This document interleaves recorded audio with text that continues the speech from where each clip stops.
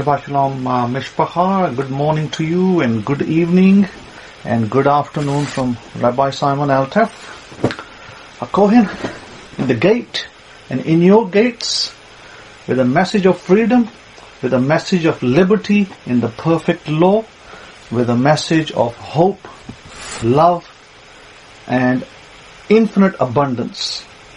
If those of you are here for religion, you're probably in the wrong forum, because we're not here to teach religion. For religion, you've got to go to the church. And from what I understand, is any of these religions and the actual words of these religions, they actually translate to a meaning of bind.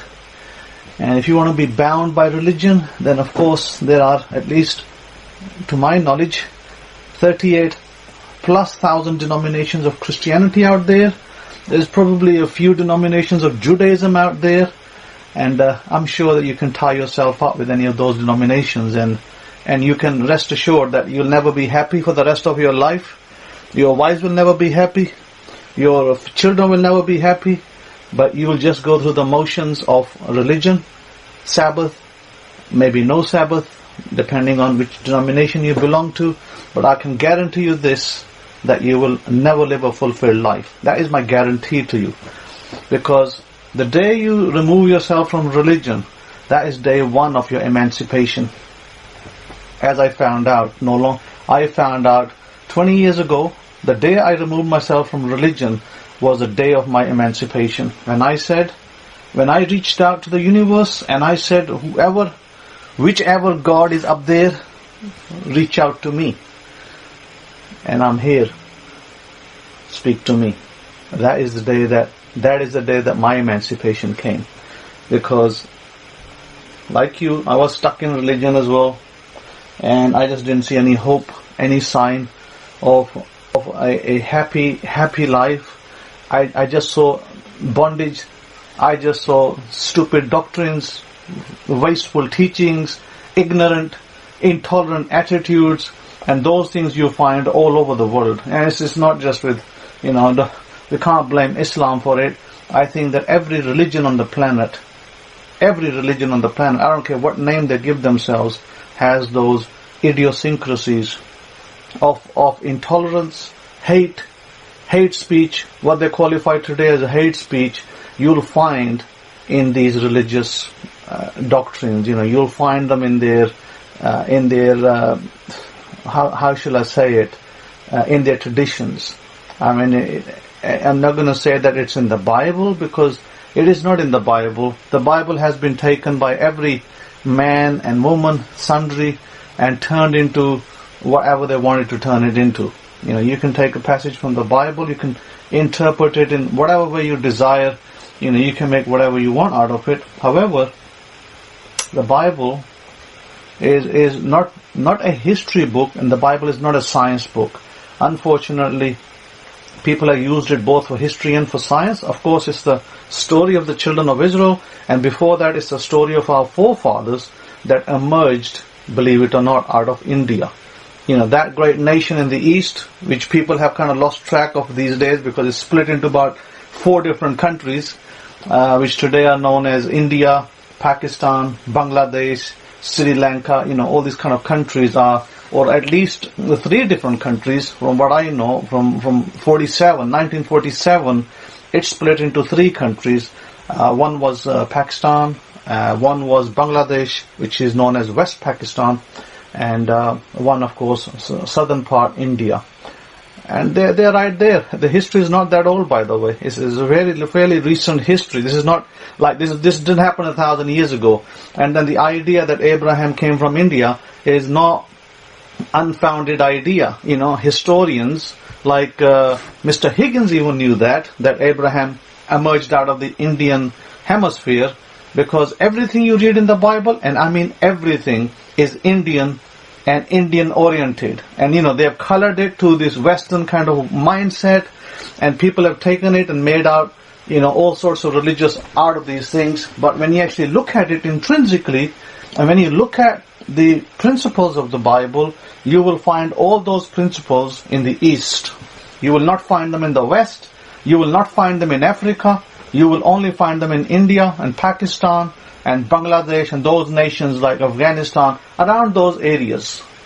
Absolutely, Rabbi Kefa. They made our roti, our chapatis, you might call them cakes. They made them into some kind of funny cakes. Oh, they're baking cakes, and then they kind of turned everything around. And, we used to anoint stones. They made that into an idolatrous practice. We used to use water for libation ceremonies. We used to use water for abundance. They made that into some kind of a ritual, and they removed that. Everything that you note in the Bible, everything, the spices in the Bible, and I can guarantee you this. I guarantee you, and I challenge anybody listening to this broadcast, show me in Africa a great goldsmith. Show it to me. And I like to see it. And I'll show you 10, and I'll show you 20 from Pakistan and India. I'll show you brilliant goldsmiths. Goldsmiths that make beautiful gold that you will love to, own and give to your wives. But you will not find that. You will not find that in Africa. You know what you'll find in Africa? You'll find in Africa that the Indian will be working over there selling gold. That's what you'll find. And you will find that the Pakistani or the Indian will be working in America and in England. Go to England, go to Southall, and look for yourselves who owns all the gold shops. Show me single African owning a gold shop in England. And I guarantee you go to New York, go to Queens, show me a single shop that's owned by an African creating beautiful golden necklaces. And I know that the only two people today that are in the gold market, the only two people, Pakistanis and Indians, and the only people in the diamond market today are Jewish people. That's just a fact on the ground. The Jews are in the diamond market. You'll find them in Belgium, in Brussels, all over the place, and in London as well. Hatton Garden, I wouldn't be naming these places if I didn't been there and I hadn't seen them with my own eyes. I lived in those places. I've been to those places. And I've, visited restaurants and friends and family. So these things are a reality. Today is going to be a setting free. Today's lecture is going to set you free from all these bondages and all these things that you've been told that you had to do. But where is our God in it? I don't see my God in that bondage anywhere. So I don't see the creator of the universe rubber stamping these bondages that a lot of you had accepted as truth, but as you know that they were not truth. And you will come to that realization. If you haven't already done so, you will come to that realization that these things were just that, created to obfuscate the truth, I would say. But it's very important that we understand that God did not give a religion, and He did not label His religion Judaism, Christianity, Islam, or Hinduism for that matter. There's no religion given. We had a way of life. God had instructed us how to live best our way of life. The Bible, in many instances, although you can tie it up with history, but the Bible is not a history book. You can tie it up. There are events in the Bible that will tally up with history, but the Bible never claims to be a history book. The Bible never claims to be a scientific book, although you could tie up certain things in the Bible with science, but it never claims to be a scientific book either. So therefore, neither is the case. Bible in itself, at many times, Bible has to be interpreted literally, but there are many times that the Bible must be interpreted mystically. If you do not do that, you will never come to the correct conclusions that are being presented. And as you probably have heard my previous lectures, I've actually gone through some of those things, and I've illustrated some of those points, because if you're still waiting for, ascending into mansions in your natural bodies, it's going to be far, far, far from the truth. But at the same time, I'd like to give commiserations to Rabbi Kefa for the passing of his father-in-law today. Commiserations to you and to your family, to your wife. From my side, from my family, may his body, the dust of this earth, may that rest in peace, and may his soul that has already left his body and ascended, may it return back to the earth in a brand new body to be reincarnated into another soul so that he may get a second chance to live his life and do the necessary things, do the right thing, do what his soul is meant to do, what his purpose is on this world, why God sent him into this earth. Whatever his purpose is, then he will re-fulfill that purpose. So, this is really death. Death is only momentary. Death is only of the body. Death is not of your soul. Soul doesn't die. The soul lives on. The soul is eternal. The soul is from God. The soul is made by God. It is God in the sense that it's God's creation. God doesn't die. If you can prove it to me that God dies, then I'll believe it. God doesn't die. The energy that we call God, it lives on. It's forever. And people have named it different. Different people, different cultures have named it different, and that's fine. They may not call it God, they may call it something else. So that's fine as well. And different cultures, my understanding is very simple, that different cultures understand different aspects of God in different ways. Hinduism, for instance, takes God and breaks God up into many facets.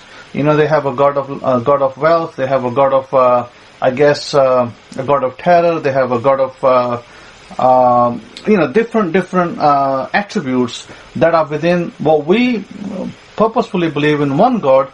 They have it in different gods, and in their different gods, they ascribe different attributes of the same God that we read in the Bible, but they ascribe it to several different deities. But that doesn't, necessarily mean that there are, 1,500 different gods, but they are definitely 1,500 different attributes. So that's valid in that sense. So they have, a lot of those practices are not new practices. You can actually find them in the Bible that they do. And this is why it's very important that these Amorites that the Bible mentions, and these Hittites that the Bible mentions, and all these other people, they actually, especially the Amorites, these people came from the East as well. They are Eastern people. And you'll find that, and you'll find the fact that Abraham, sending his son to be married, Isaac, sending him back to be married into the Indian culture. Oh my goodness, not into the African culture. Think about that. Think about the differences. I went to Africa not too long ago. I think it was about 2 years ago. 2016 was my last trip. And I found nothing in Africa, that actually tallied with the Bible. Not a single thing. But when I every time I go back to the East, I find at least 15 dozen things that tally back with the Bible. And I say to myself, you know what? My goodness.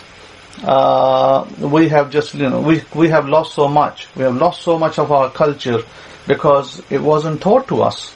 And when we go look back, you can find those things of the culture in the Middle East. Yep, they're prevalent in the Middle East. The Arabs have it. And then if you go into the East, the Indians have it, the Pakistanis have it, the Bangladeshis have it. They all have it. Afghanistan has it as well. So what it is that the religion shows up with its nefarious face, and religion then takes over with its nefarious face everything and claims it.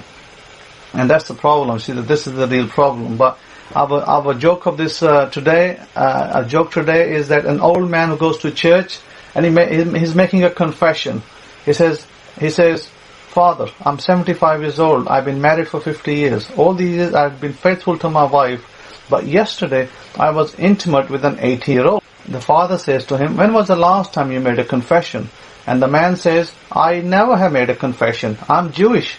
And then the father says, then why are you telling me all this? Then the man turns around and says, I'm telling this to everybody. So there you have it. That's our joke. Our Parsha today is Beshlakh. And it's a important Parsha which speaks about the Pharaoh letting the people go, and then God leading them by the way, etc., and taking them out of Egypt. But there was something in there that kind of struck me, from really kind of struck when I was reading. It's like, wow, this look at how the understanding is presented. But this will never be seen. This will never be seen in the Bible by the ordinary eye. Because in the verse in Parsha's Beshlakh, in the book of Exodus, in chapter 13, verse 17, it says, in fact, it talks about, and it came to pass when Pharaoh had let the people go, that Elohim, that God did not lead them by the way of the land of the Palestine, of the Philistines, although that was near. Listen to this. Although that was near, but God did not lead them through that direction, even though it was near. Listen to this. We have the creation of the universe, who leads the people, but He deliberately chooses not to use a shortcut, a shorter route. Why? Why would you have to ask yourself the question? Why didn't I use a shorter route? And the surprising answer is that it says that He did not lead them through the shorter route, even though He was a superpower. He's like, my goodness, He can kind of like make you dust in a second. He could have made the Philistines dust in 2 seconds, but He doesn't do that. He says, lest perhaps the people change their minds when they see war and return to Mitzrayim. Now, this is very interesting. Perhaps they change their mind. Listen to that. Read that slowly. Do you see what just happened over there? God is not enforcing Himself on anyone. You can use your mind and you can formulate anything. That's what it's actually showing you. If you decided with your mind that you are not going to enter Israel because God is kind of not leading you correctly, or perhaps you've been cheated or deceived, then you can. That's what's been shown. It's shown that even God knew that if these people, if they collectively, think about it, they collectively, as a group of people, they became like a super mastermind, and they would say, you know what, we're not going to follow this path. We're not going to go into Egypt because maybe we're being cheated. Maybe we're being deceived. We should go back to Egypt. And guess what? That will be so. Think about it. What did God just say? God was saying, if these people decided that they are not going to follow me, then they can. They can even reject me and I won't be able to do nothing about it. Think about it. The most superpower on this earth is saying that if these, men of flesh and blood decide in their mind that we are not going to be led by this such power, guess what? They will win the day. What does that prove to you?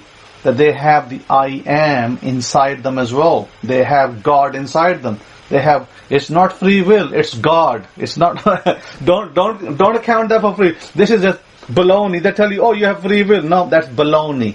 That's religion. It's not free will. It's your God part. It's your I am part that can reject and that can formulate and that can make whatever you want. You want to make yourself a millionaire? Use your I am part. You want to make yourself a trillionaire? Use your I am part. You want to make yourself married? Use your I am part. You want to heal yourself? Use your I am part. That is what God is saying. God tells you to. It's there right in the pages of Scripture. God didn't say, oh, I'll be able to lead them through the shortcut, and if the Philistines come, I will destroy them and I'll let them go into Israel quickly. Doesn't say that, does it? Why doesn't it say that?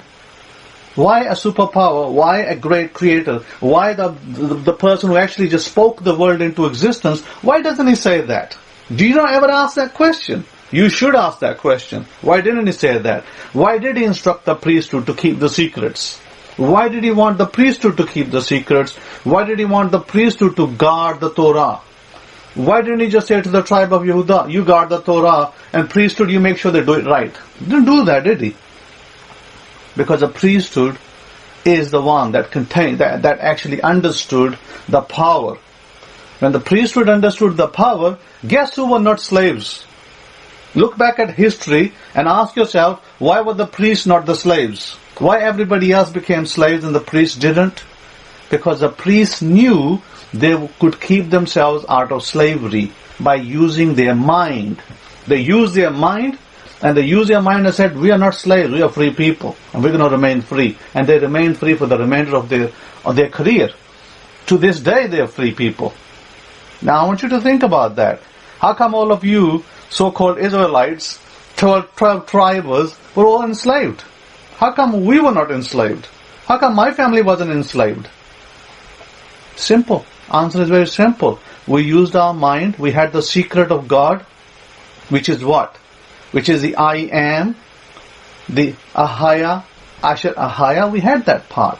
We understood that part, and we understood that nothing could enslave us. We were free people. We would have food, we would have clothing, and we did. We had food, we had clothing, we lived prosperous lives. Whilst, the rest of the 12 tribes, the so-called mighty men of Jacob, they're all grinding stones, they're all using this, they're all building bricks. Think about it for a second. The power that God had bestowed, none of the 12 tribes used it. But the priesthood did. Who was free to roam around? When Moses was sent into Egypt, who was free to roam around? Was Judah free?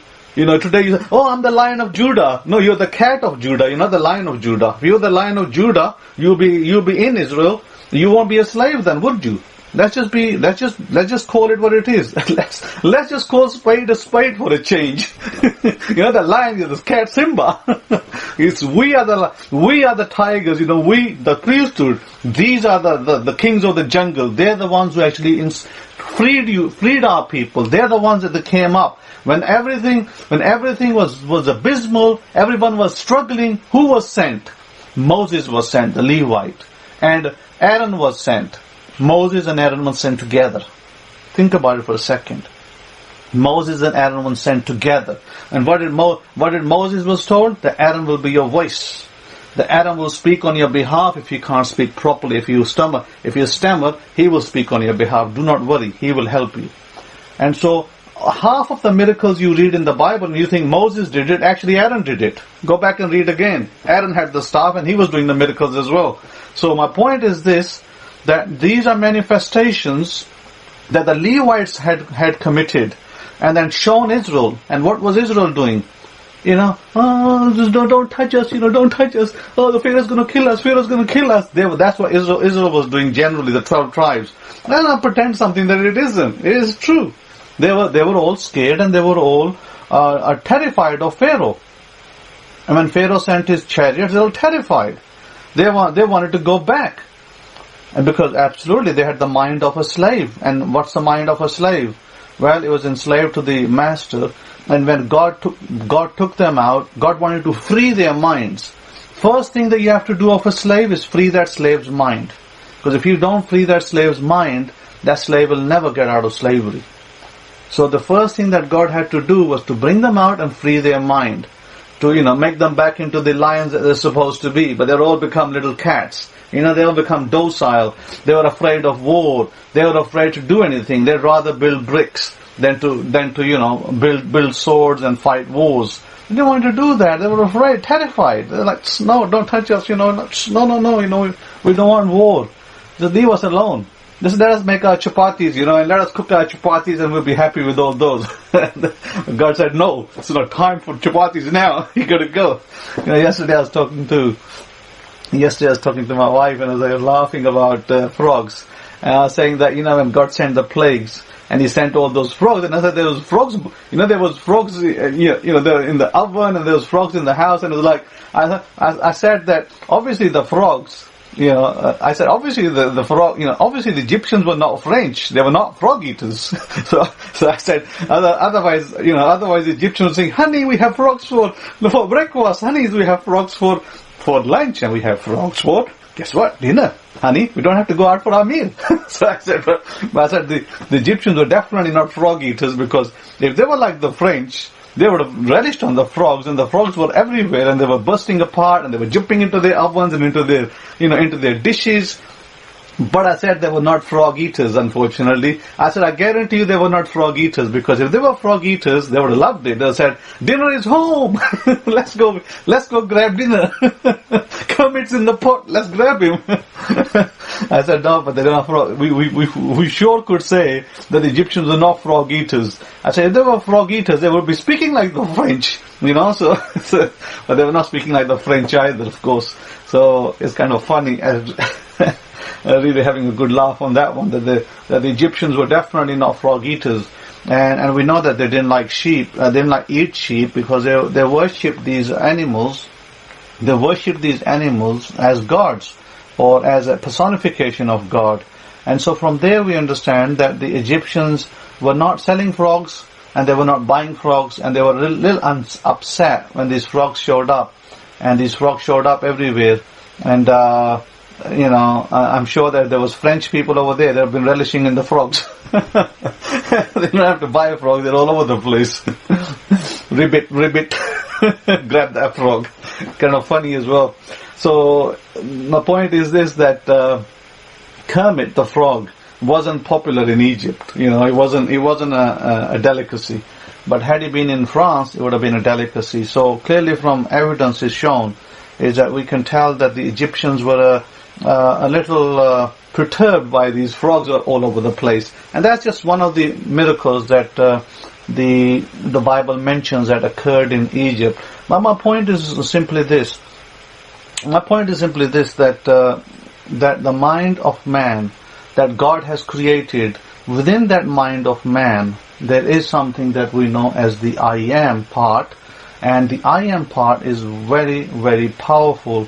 We're using that I am part, you can, it's like almost like magic.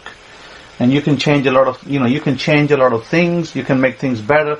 But I hasten to say that don't, go around trying to do things to people using that. I mean, you can, but the results will be disastrous results. I'll tell you why.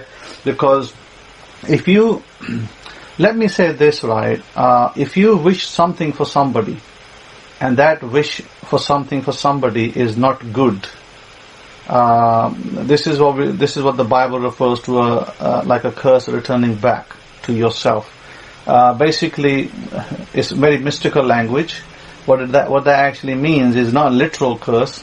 It means that if you did something on someone and it was bad, it doesn't actually have to be bad. It could still be good. You could wish something for someone and it could be good, but they don't accept it. They reject it, and it'll return back to you. You'll become the owner of it. I don't have any simple examples to give. I'm thinking now. I'm thinking, and I'm having a hard time finding an example. So I'm gonna have a drink of my water. Infinite abundance. Baruch Hashem Yahweh. Baruch Atah Yahweh Eloheinu Melech Haolam. Shehakoni Bedavro. By the word that He created this water, I give Him thanks. That feels great. So now maybe I can think a bit better. So what example can I give you? Okay, let me give you an example. An example I can give you is this, that let's talk about maybe a woman, what a woman does, a woman thinks in her mind that I want such and such a man. She picks a man, she runs this little story in her mind, and she picks a man and she says, I want this man to be the husband of my sister. Just an example. She says, I want him to be the husband of my sister because he looks like a good man, he looks like a nice man, and I think he'll make a good husband to my sister. Her sister is of course single. Sister is looking for a husband. So she runs this little movie, and in this little movie she says this man will become the husband of my sister. So what happens? She creates this script, and in this little script she runs this script, and the sister is gonna see this man, and this man's gonna like this woman, and hopefully they get married. But what happens? Somewhere along the script, this little bug comes in. And what is the bug? Well, the bug is this, that the woman, the man is presented to the woman, and the woman, looks at the man, likes him, but doesn't like him enough to make him her husband. So she does like him, and the man does like her as well. And what happens is that the man ends up being rejected by the woman for whatever reason. She rejects him, and she doesn't say, I don't really want to marry him, so she rejects him. What happens then? At this point, two things will happen. I'll give you two scenarios in this particular picture. The first scenario In the first scenario, the man actually marries the woman. Okay? The man marries the woman in the first scenario, just as a woman saw, just as a sister saw in her little script. He marries her, but then what happens later down the road, something happens and he splits from her, or maybe he doesn't split, he just stays with her, but what happens, he ends up committing an affair with the original woman, the other sister, the one who's running the script. He ends up having an affair with her instead. So, or the second way this could happen is if the man gets rejected by the sister. She likes the man, but she doesn't like him enough to marry him. He ends up with the first sister, and she now has to marry him because he is also single, by the way. So, or maybe she is married and she has to divorce her husband to marry him. That what I'm trying to teach you is that this, by the way, is when you think in your mind for somebody else, and that script goes wrong, that are the repercussions. So this is what we call in the Bible a curse returning home. Don't see it as a literal curse. See it as a something that you wanted to do for something else, for someone else. You thought it was good, but in the universe it was not quite seen in that particular light. And therefore, it can return back and be problematic. So, I've given you one example. There are several. There are other examples of this scenario. Let me give you another example. Okay, and you might think this example is great. It may not be so great. In another example, it could be that you are praying for somebody's, healing of a disease, possibly. And you're praying for somebody's healing of a disease, but maybe somewhere along the script, you see, you've got to be very clear. You've got to be very clear what you want. Because if you're not clear about your script and your the performance of that script, it could return back to you in a bad kind of way. So the manifestation that you're trying to achieve in another person's life could actually come back to disturb your life. So my point is, what I'm trying to say is you can definitely use yourself to help other people, but be careful because they could affect your life negatively. So the majority of the time, it is better not to do it for other people. So, in other words, let them do what they can do. Because don't, go around doing it for everybody. Well, I'm going to make everybody a millionaire. Yes, you can, but you can teach the principles. You can teach the principles to the other people, but let them do it for themselves. You shouldn't have to do it for them. But you can help along the way, like you can give a helping hand. Just as Aaron, he gave a helping hand to Moses. He came along to Moses and he said, okay, brother, you're having difficulty, I'm going to help you, to achieve this. So he helped Moses to achieve the things. Because notice that when the miracles happened, what they call the miracles, the manifestations of the snake and other things, notice who didn't run away. Did you notice something who didn't run away? Moses ran away. Did Aaron run away? Notice that. Aaron didn't run away. So what does that show you? It shows you that Aaron understood those things very well. And Moses didn't have comprehension as much, but of course he learned along the way. He learned fast that this is how things are, and so he adapted himself to the reality very quickly. But in the essence, in the sense, this is why you'd have to ask the question. And again, we don't ask the question because we're like, well, we don't know. Maybe we shouldn't ask because it's not the right question to ask. Is why did God pick Aaron to be the high priest? Why didn't He pick somebody else from the other tribes? Why didn't He pick a tribe of Benjamin for the high priest? Why didn't He pick one of Benjamin's sons? Because the Benjamin's sons were not involved in any murder. They were not involved in any conspiracies at that time. Of course, they were clean. So God didn't pick Benjamin. And Benjamin probably was one of the cleanest tribes at that time, without any problems. So what we find is that the reason why God didn't pick Benjamin is because God wanted to pick the Levites, and Aaron was chosen. Aaron was chosen because he was the leading Levite family at that point, and of course, It wasn't, I guess, it wasn't like a family thing, like, favoritism. It wasn't a favoritism. One second, somebody's asking me a question. What does Zadik mean? I'll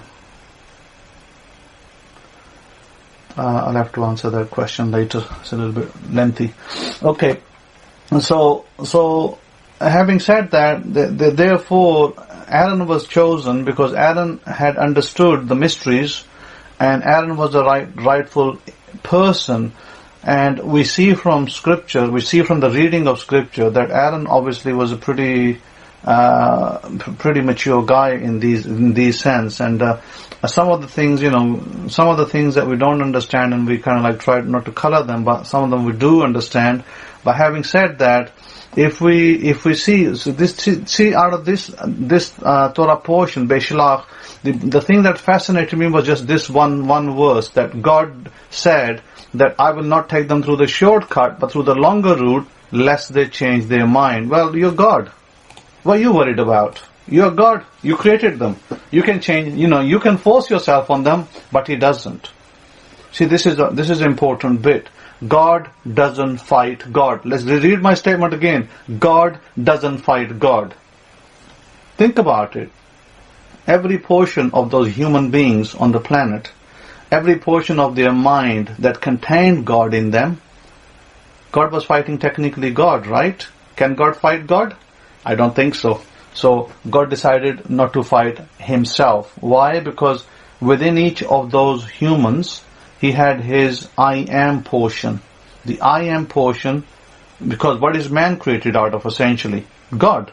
If man and woman are created out of God, then God can't fight Himself. Therefore, God decided to remove Himself from the equation, because the only part that is not God in us is the earthly part, is our flesh, blood, that's the mold, the mold, so to speak. That's not God, because that is just earthly part. That's what withers away. What withers away? The God part doesn't wither away. If your skin freckles, or if your skin becomes all wrinkly, it's the skin, it's the flesh part that becomes wrinkly. Not your brain never becomes wrinkly. Your brain never wrinkles. Your brain remains fresh, and your brain, within which is the God part. By the way, this is another interesting thing, and you might actually be interested to know this, is there is a male and a female part, okay, within every human being. And the subconscious part in you is female. Okay, this is another nice little mystery, is that you have the rational part, which is which is masculine, and you have the subconscious part, which is feminine. So again, a lot of the things in the Bible, they need to be interpreted. Not always, like I said, they may have applications to literal for sure.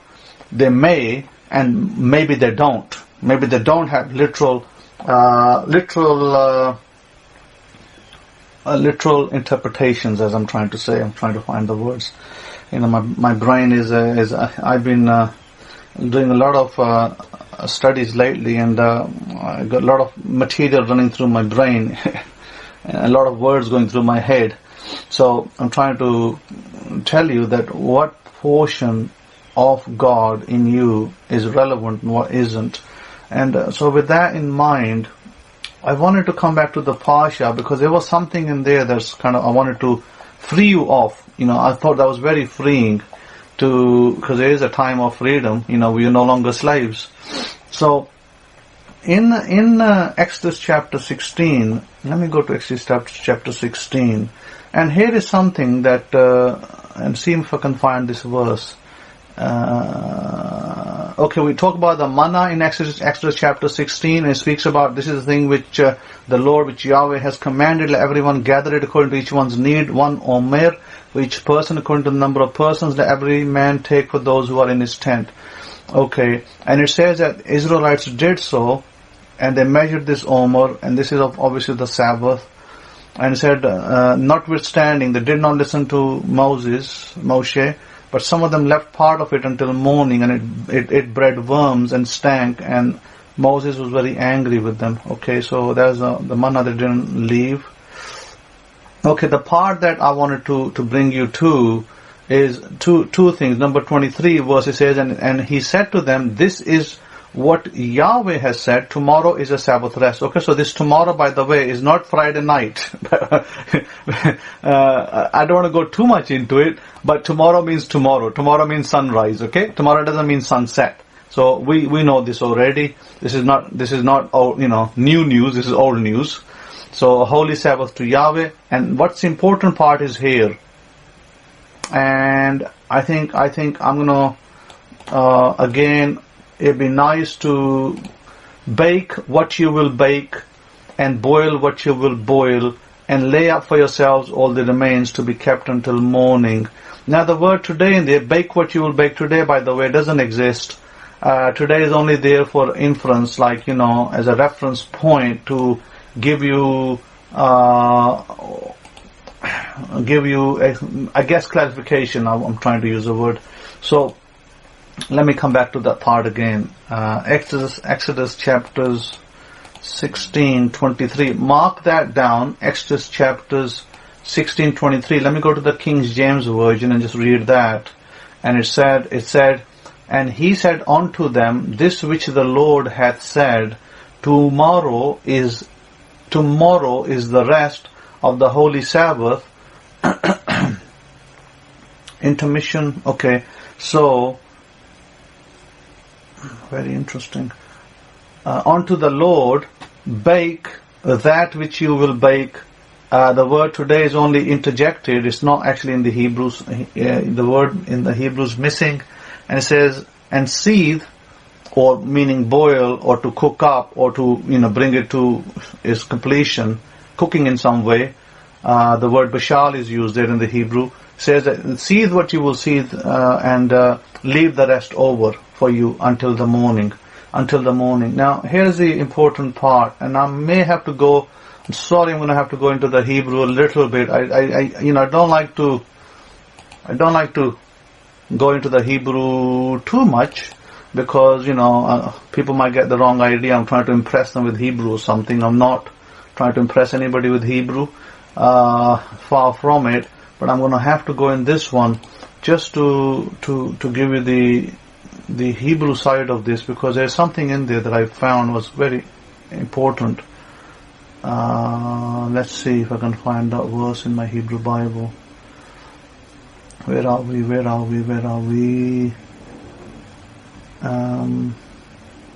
16:23. Can't find the verse. Okay.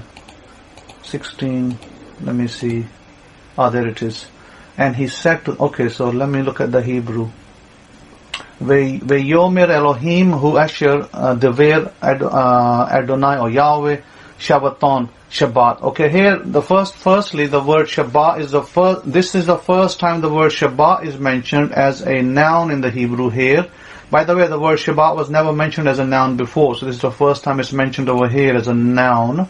Because when it's mentioned in Genesis chapter 2, it's not a noun, by the way. It's a little bit different. But I don't know if that's the most important part, but I think the most important part in this passage was this bit here, where it says, bake that you will bake today. And it says, Machar et asher tofu, but it's not the Chinese tofu, by the way. So as I'm laughing, it's Chinese tofu. Bake your tofu. Machar et asher tofu, ifu ve'et asher ta washlu beshilu va'et kol. Okay, so bake that which you will bake today, and boil what you will boil today. Where's the boil bit gone? Yeah, beshilu, boil or cook. Cook what you will cook. Cook what you will cook. There's no today, by the way. It's the word today is not in the Hebrew either. It's just inserted for reference point. Ha odaf hanichu lechem lemish meret ed haboker. So it says, and keep the rest for the morning. Now that is the key verse. Keep the rest for the morning. Now why is that so important? Can anybody tell me why that's important? So God gives instructions and says that cook what you need to cook, but keep the rest for the morning. Anybody kind of like guessed why I actually took you there in the Hebrew? Just to clarify that accurate, English is obviously most people's language here in the room. It might be easier to explain it. Let me ask you a question. Women, wives and men who cook for themselves. Okay, so Eddie's saying keep the rest means only keep leftovers. Okay, so let me ask you a question. Tomorrow, let's reverse back. Let's go back to tomorrow. Not tomorrow, sorry, last night, Friday night. Let's go back to Friday night. And, if you're living on your own, as some men do, or if you've got wives, you may say to your wife, honey, make the meal for tomorrow, but don't make too much, but, only make maybe half of it and leave the rest. So let's take it back to the old setting, shall we? Let's actually go back to, to Moses' time in our tents. Let's go back to our tents. These are our homes, these big tents that you see those in the Middle East. Arabs are making those big tents today as well, as you go in the big marquees. They even have air conditioning in there these days. So you go back to your tent setting, and all these Israelites are living in tents. So they take a flour. Now let me give you the Indian way now, proper Indian way. They take the flour and they use their hands. The women use their hands and they make a dough out of it. We had no machines, by the way, no electric. So you make a dough out of it. Now at that time, of course, it was manna, and they did that with manna. They baked little, like like cakes, what we call chapatis, flat bread. So they were trying to make kind of flat bread with it, and they were eating that. And the Bible describes it as cake. They're not exactly as cakes you get it from your from your bakeries. So my point is simply this. 2 points I'm going to bring to this light, and I'm going to then reflect it back onto Judaism, what Judaism teaches you today. So Judaism teaches you that you're not allowed to cook on the Sabbath today. Okay? Can anybody tell me, is there a commandment in there that says thou shalt not cook on the Sabbath? Any commandment in the scriptures that says thou shalt not cook? Or thou shalt not bake? Or thou shalt not seethe? There is a misinterpreted command that says thou shalt not seethe a goat in the mother's milk. That's another which has similar words, but missed. Okay, so only don't make fire. Okay? Alright. Don't make fire. Okay? We'll come back. That's a very important point, Eddie. We'll come back to that. So, not to kindle fire. Okay, yes, there's definitely a type of commandment in here.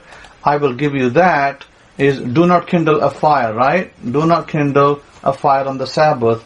And that particular commandment we find Exodus 35:3. Do not light a fire in any of your dwellings on the Sabbath day. We'll come back to that. Such a bad and such a wrong understanding as well on the fire side.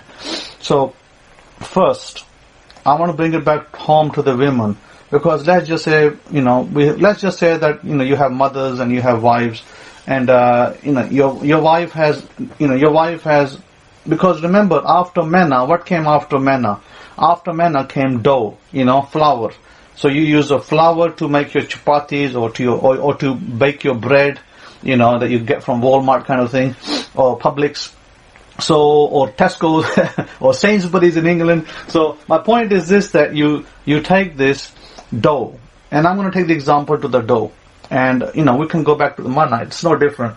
So, having said that, if you made your dough on Friday night, because apparently, you're told to make preparations and make sure that it doesn't go off. We know that we had no fridges at that time. So, we know that we had to keep it cool in some way, so that the dough that we made, and we make some bread out of it. Doesn't matter what name you give it. You can call it tortillas, you call it whatever you like. You made some bread out of it and you keep it. Now, there was no fridges. Clearly, the bread that you made, listen to this carefully now, the bread that you made on Friday night, Saturday is cold. Okay? Saturday is cold, And we're not just talking about desert environment. I've been in a desert environment. I was in Doha. My goodness, it was so hot. I couldn't stand the heat. It was so hot, and I had to quickly run into the AC side. So now these people are living in desert environment, but the desert is very cold in the winter. I don't know if you've been in a desert in the winter. In the winter, it can become really cold. And at night, desert can become really cold. But in the summer, it's very hot. And it cools down, what we call in Pensacola beautiful temperatures of 32 degrees Celsius or, 85. That's basically desert temperatures in the night. They drop down to about 80, 79. These are desert temperatures at night. And I've actually seen it, and I've been there, I've experienced it. So my point is this, that your flour or your food that you're preparing, you're going to keep on Friday night. And if you're gonna cook everything Friday night, there is a possibility that on Saturday morning, if we are assuming that Saturday is a Sabbath, which we do for now, it's for the sake of the argument, we are assuming that Saturday morning there is a possibility of your food going off. Okay? There is a possibility of that. And what do you do with the remainder of it? What did it say? Keep the remainder. Why would you take half? Let me put it another way if you haven't seen it yet. You take, you make your dough. Boom, boom, boom, boom, boom. You use your fist. You do your Bruce Lee chops on it, and you do your, Mike Tyson, Muhammad Ali boxing match in the little dough, and you made it. Now what you do? You take half of it and you make your bread. What about the other half? You kept it, okay? Isn't that what God said? Keep the rest. So you keep the rest. What you going to do with it Saturday morning? Because it's supposed to be, by that time, it's leavened. If it's wheat, corn, any of those items, especially wheat, and I won't say corn, wheat, barley, any of those items will become leavened on Saturday morning, because it's been kept for so long. It will leaven out naturally. It doesn't need to have any leavening agent, by the way. It'll leaven out naturally. So it will leaven. So therefore, what did God say? What are you going to do with that that's leavened? What about the wheat that you kept till Saturday morning, because you said, I'm not going to make my bread all my bread on Saturday, because by the morning it comes, it will be leavened. Then I'll make it then. I'll make it then fresh. Think of that. Did you just see what happened? No, Rabbi Kefa, because this is beside the point. Yeah, because you said, what if you had a fire going prior to the Sabbath? The camps had fire going continuously. They were not putting fires out every night. Absolutely not. But listen to this. There actually is no commandment to not to light a fire inside your house. You see, you missed the bigger picture. The bigger picture is not lighting the fire. What is the purpose of the fire? The purpose of the fire, you see, this is where this whole so-called Jewish communities, they think that they know house and they know everything. This is totally taken the wrong way. The lighting of the fire that is mentioned in Exodus 35 and the example given of the man who was, taking sticks and doing what he needed to do is a complete wrong example.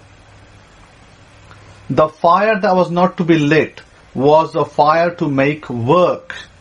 You were allowed to cook inside your homes even on the Sabbath. So this is something that nobody will, maybe nobody will tell you this, but I'll tell you this. Let me tell you this, that you are allowed to do that. Okay? You are allowed to cook. Why did God say keep it? Why did God say keep it? Because you are allowed to do it in the morning. Why would you keep something for what? What, to go off and throw it away outside? Imagine 2 million Israelites. Imagine out of those 2 million families, let's say 600 Israelites. 600 families. We're talking about 600 families all throwing away their dough. Oh, absolutely. Absolutely, Rabbi Bunaya. They would have to fire up in the morning. That fire was for cooking only. If the fire wasn't for cooking, why would God take you go back to the Passover, go back and check for yourselves. I'm going to give you the reference, Exodus chapter 12. Go back to Exodus chapter 12, they were lighting up the fire on the Sabbath. Why were they lighting up the fire on the Sabbath then? Oh, because Judaism will tell you wrongly, by the way, that is only because of the festival. No, because the Sabbath is also a festival, a type of festival. If it can be done on a festival, it can be done on a Sabbath. But they'll tell you, no, don't do it on the Sabbath because Sabbath is special. No, because it is both. It is all or nothing. You cannot have it one day and not do it another day. So the purpose is this. Let me give you an example of this. Let me give you two of fallacies of Judaism. First fallacy, you're not allowed to cook on the Sabbath. That's a fallacy, by the way. You are allowed to cook on the Sabbath and on the festival, both. You are allowed. When we say cook, what do we mean by that? Cook.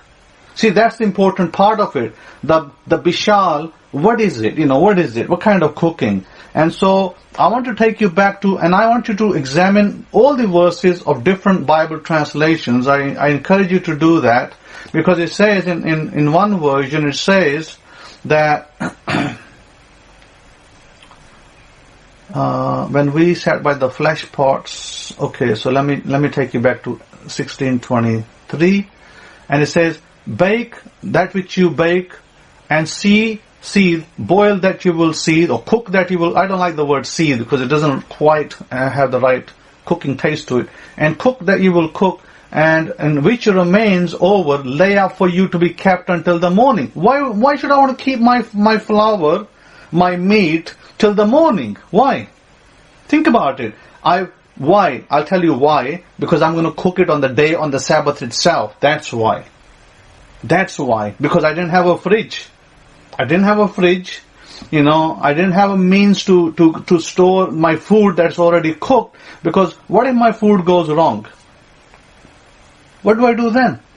So therefore, what God was instructing you was, God wasn't saying, hey, don't cook on the Sabbath. God never said that. There's no commandment that says do not cook on the Sabbath. So what we do is we look at the command that says do not light a fire, and we think wrongly, by the way, that fire is only to do with cooking. Nope, it's not to do with cooking. Fire in the olden days was used a lot of the time to make work. What kind of work?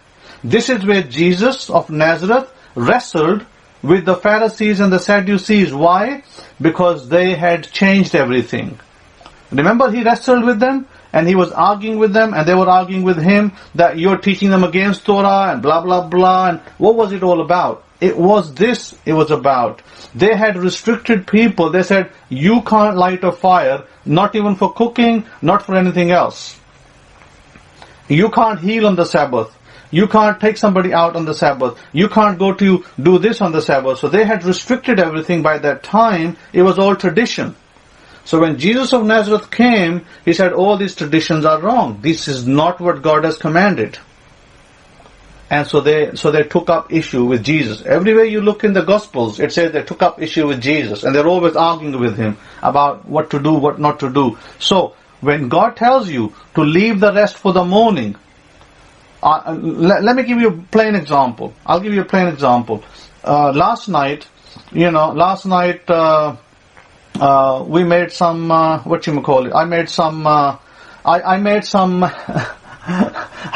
went to Costco not too long ago. A couple of weeks back I went to Costco, and I bought some, I think it was it from Costco or maybe from some other store? No, not from Costco actually. I went to Publix and I bought this stuff from this cereal from Publix, Quaker's Oats, and I said, let me try this Quaker's Oats. And I said to the wife, try this Quaker's Oats. And so we wanted to try this Quaker's Oats. And what do you do with Quaker's Oats? Well, Friday night you make them. Saturday you warm them, etc., and you eat them. Okay, fair enough. What would I do? Quaker Oats. Okay, you take Quaker Oats, and I guess each person has his own way of making Quaker Oats. So I hadn't had this for a long time. I kind of like the oats, having it here and there sometimes. So I wanted to make it for the Sabbath. And what you do, where you prepare your Quaker Oats, you leave it. In the morning you get up, you cook it. Bingo. That's the Torah, by the way. You're allowed to do that. So they tell you, Judaism tells you see, Rabbi Kefa already sees it. When you keep something till the morning, Rabbi Kefa, when you tell your wife that prepare the soup, but don't cook it, don't boil it, don't boil all of it, keep some for the morning. Why would you keep some for the morning? If you're gonna keep some for the morning, the idea is to cook it on that time. That's the idea. So, fresh cooking, exactly. So, fresh cooking, by the way, was permitted. This idea that Judaism created, it's not an idea that arose out of the Torah. This arose out of tradition. Tradition. You know, baloney equals baloney. So, everything out of tradition that arose in Judaism is what's kept today. Now, let me take you to another example of toilets. We today have fresh toilets. I went to Africa, I couldn't find a toilet over there. My goodness, I was like, my goodness, what am I doing over here? Can't even find a toilet. So having said that, yeah, there wasn't even a commode over there. So it was like a hole in the ground. Bad news for sure. So I went to, I go to the Arab world, right? And I see two toilets. Oh, there's a commode and there's a hole in the floor as well. So nice porcelain and everything. You can choose the squat or you can choose to sit. It's your choice. Arab world has both. Pakistan world has both. My dad's house has both over there. The commode and the squatting one as well. So my point is this, that you imagine, right, Israelites. Now today Judaism teaches you that you're not to go out more than 2,000 cubits, correct? Everybody correct? Am I making this up? Did Simon just make this up? You can't go out more than 2,000 cubits? Judaism today does this. I was in England and they had put up a fence. And Olivia, you got a lot of Jews in France. They probably would have put up a little fence sign where the Jews live, and they'll say, do not go outside of this perimeter. And they teach their people, do not go outside this perimeter of the fence. If a woman takes a baby for the walk in her pram, she's not allowed to cross that fence. Okay? This, by the way, Olivia will tell you, says indeed. Olivia lives in France. I lived in England. I saw it with my own eyes. There was a marker there in both Golders Green and Stamford Hill, where majority of the Jews live. And the women were not allowed to go on the Sabbath outside of what they marked the fence. It wasn't a fence this wall that Mr. Trump is trying to build on the border. It wasn't a wall. It was just a marker. And the marker, basically, people understood, and the rabbis told them that you're not allowed to go beyond this marker, because this is outside the boundary of the 2,000 cubic feet. And then if you go outside this marker, then you have broken Torah, and then you committed sin. By the way, that's all rubbish. Total, utter nonsense and rubbish. I saw that, I was like, this is just total nonsense. And the Torah doesn't give you any markers. And why doesn't the Torah give you any markers? Because I don't want to shame everybody, who claims to be Jewish, but I will tell you that a lot of lies are being taught today as truth. A lot of lies today are being taught as truth, and they are not truth at all. Because you are allowed to go to your field, you're allowed to go into your field, and your field, by the way, by the Torah standards, is the area that maybe your animals are in the field. So guess what? I'll give you a very simple and very crude example, because I think crude examples work best. And it says this in Exodus 16:25.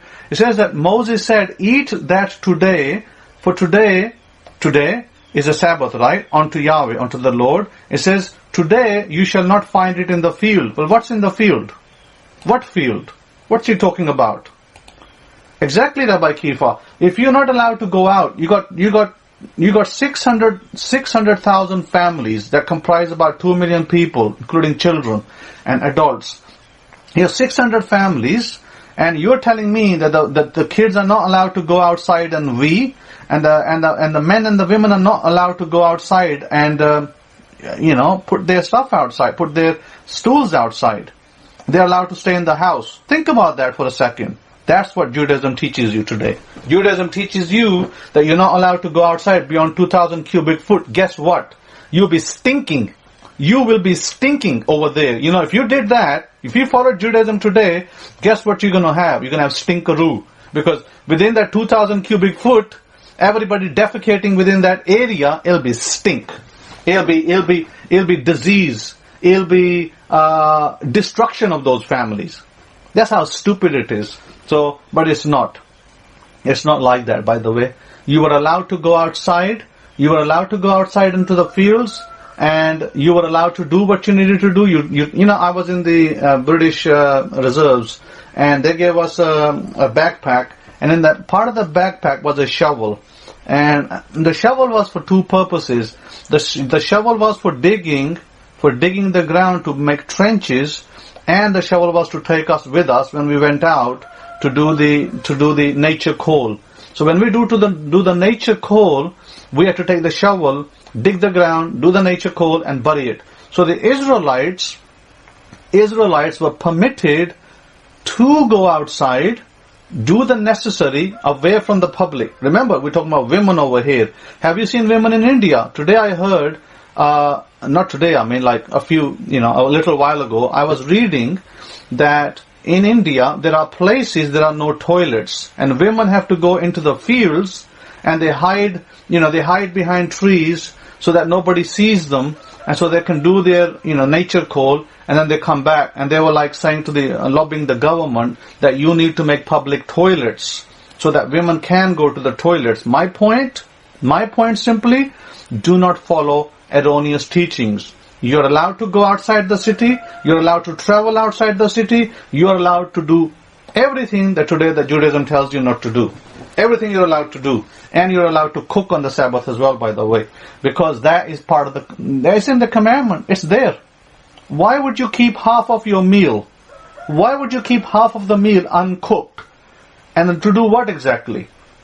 To cook on the Sabbath. Make it fresh. Why? Because you're not supposed to do it Friday night. Because if you did it Friday night, Saturday morning, it's all maybe half of it will go rotten. Maybe half of it will be okay. There are no miracles, by the way. Yes, at that time, God did miraculously preserve the people. He did preserve the people, but where are the miracles today? So they got it so wrong because religion came in. That's how they got it wrong. Because the 10 tribes dispersed, tribes of Judah, real tribes disappeared, and guess what? The other people came in with Judaism, with so-called Judaism, and guess what they did? They reinforced everything that was wrong. They put it as right. So my point is that what does the interpretation say? The interpretation says that God told you to keep half of the food and make it Saturday morning. Okay? How are you going to make it Saturday morning? Well, if I have my, Quaker oats, and Quakers were good people, by the way, because they freed slaves. They were good Christians. So if you have Quaker oats, Christian oats, and you're gonna make oats on the Saturday morning, guess what? Where you're gonna be put your milk in and everything, and you're gonna light up your fire and you're gonna cook it, right? Okay, I don't light up the fire over here in America because everything is electric over here. I'm pretty sure that if I went to Ohio, like in the north or maybe New York, I think New York is a lot of gas because they use furnaces over there, and in the Midwest they use furnaces, and we don't use furnaces in down south, in the Florida region. Florida's hot, so Florida is mainly stoves are mainly electric. Whereas stoves mainly in the north, from what I've seen and noted, are gas. So yes, so you'd have to light your fire. Guess what? You're allowed to do so. Do you see that? God allowed you to preserve some uncooked. What did God say? God said prepare it. God didn't say cook everything. Look, let's go back and read the command. I'm just going to read it from King James because you might think, he's making it up. He's trying to read the hidden truths of breaks clothes. He's just made something up. No. It says, He said unto them, this is that which the Lord hath said, tomorrow is the rest of the holy Sabbath unto the Lord. Bake which ye will bake. There is no today in there, by the way. Even the King James doesn't have it. It marks it as italics. Bake which ye will bake, and you might read today in some of your Bibles, which is only inserted, is not in the actual Hebrew text. Bake which ye will bake, and seethe which ye will seethe, and that which remains over lay up for you to be kept until the morning. Why? To cook it the next day. Cooking, by the way, is permitted as long as you prepare it Friday. In other words, God didn't want women, housewives, who were busy with children and everything else all week, He wanted them to have some rest. He didn't want them to be laboring, What you were not allowed to do, by the way, on the Sabbath was to go to the store. Let me run over to Walmart and pick up some spices and, cook it today, make it today. That's what was not permitted. You were not permitted to go out and buy stuff on the Sabbath, because it'd be like a regular day. If you did that, it's a regular day. So what God was trying to do was remove the regular day part and said to you, prepare everything Friday. Now on Saturday, make some cooking on Friday night, and then the rest you make Saturday. Why? Because it'll be fresh. Think about it. We're talking about God over here, who knows how He created us. And, what happens when you keep things in the heat? Because we're talking about desert environment over here, no fridges. So when you keep everything, today you can stick it in the fridge, you can make it all and stick it in the fridge, and Saturday you can take it out, warm it up, you're good to go, no problem. And then they'll tell you, then they'll go around the commandment. How does Judaism go around the commandment? Oh, you can warm it. No, you can even cook it. So not just warm it. So, but the point is that you have to do it only the part that you need to eat. So, in other words, Judaism went around the commandment, holding your ear from the other hand, but it was permitted to do so. So what the Torah was telling you was that you're allowed to make some of it. Make some of it today, but don't make all of it. Make the rest tomorrow. Why? So that you don't have stale food. Worms running around in the food. That's why. So you were allowed to cook. Now maybe some of the food didn't require to be done on fire. Maybe some of the other food did require to be lit on fire. So lighting a fire inside the tent was always permitted, by the way. This idea that you're not allowed to kindle the fire is only to do with labor. Manual labor only. Read that in your commandments.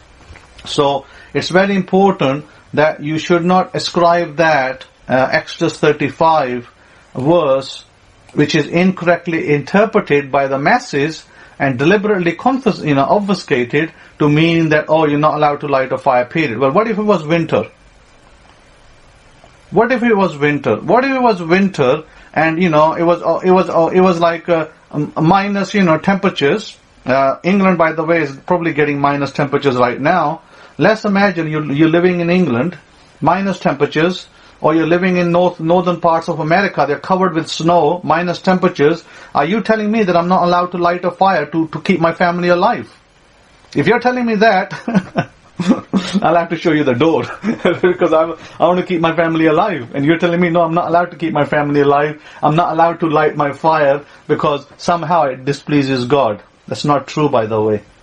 You're allowed to light your fire. You're allowed to keep your family alive, irrespective of Sabbath, no Sabbath.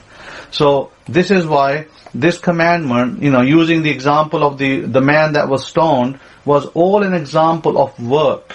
Work was not permitted. You were allowed to rest. See, what does Sabbath mean? Ceasing from work. So hopefully, this will help you people out there who are, being shackled in religion for I don't know how many years, and now you can unshackle yourselves, because the Torah itself tells you that you're allowed to do that. Because if God can allow you to do that on the Passover, which is a much higher festival, then God can allow you to do it on the Sabbath as well. He didn't restrict you, by the way. It wasn't restricted. Judaism restricted you. And Christianity lashed against it, because Christianity said, we're not doing any of them. We're doing none of them. We're going to do everything our way. So again, what happened, Christianity kind of, lashed out against Judaism. I don't blame them for that. And they kind of said, we're going to do everything. We're going to eat the unclean as well. We're going to eat everything. Everything's clean for us. And I guess, I see the point. I see the point, because it can get too much. It can get too much, and you can, end up doing that kind of thing. So the idea is that you're allowed to keep part of your food. Make all your preparations. In other words, don't say to yourself, Saturday morning, oh, I forgot salt, oh, I forgot pepper, let me go to Walmart and buy it. So you're not allowed to go to Walmart and buy it on Saturday. That's the only part that would be, within the range of the Sabbath. But you are allowed to have your pepper and salt in the house if that's all you use, because some people only use those 2 spices, by the way. They're not like me having 15 other spices. So then if you're going to just use those, that's fair enough. You just put your salt on your meat and you just cook it and you eat it for your lunch. That's perfectly fine. Yeah, it doesn't matter if you light your gas, or it doesn't matter if you light your electric. It doesn't matter which way you do it. You're allowed to do that inside the house. So if you're allowed to do that inside the house, guess what? In the winter, you're allowed to light a fire inside your house as well. It's nothing to do with Torah. It's everything to do with Judaism what shall I say? The wrong interpretations of the Torah, wrong interpretations and the wrong application. So don't go there. So let's move on. I don't want to dwell on it too much because it's just wasteful, and I haven't got time for it. So let's move on and look at the rest. I want to look at the Jeremiah 18:18 as an example, the potter and the clay, because people ask me questions privately, and I wanted to help them understand. Jeremiah 18:18. We'll go to there. We'll quickly waltzed over to Jeremiah 18:18, and I want to look at that particular verse, which I marked it down to look at. And it says to the effect of, then said they, come and let us devise devices against against Jeremiah, for the law, for the Torah shall not perish from the Kohen, nor counsel from the wise, nor the word from the prophet. Come and let us smite him with the tongue, and let us give heed of his words. Is it the correct one? Maybe not. No, this is probably... No, it's not 18:18, because this is 18:18. Give heed. Okay. Give me a second. That's the wrong word. That's the wrong verse. The verse actually is... let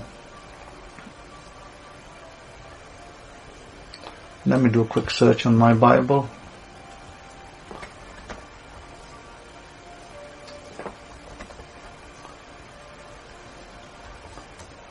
Okay, here we have it.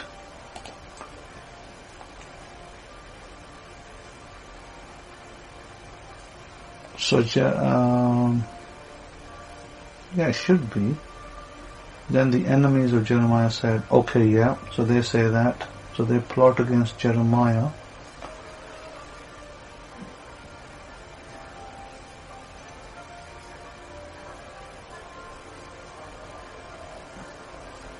This is a message, okay, yeah. So we start at the beginning. It is verse 18.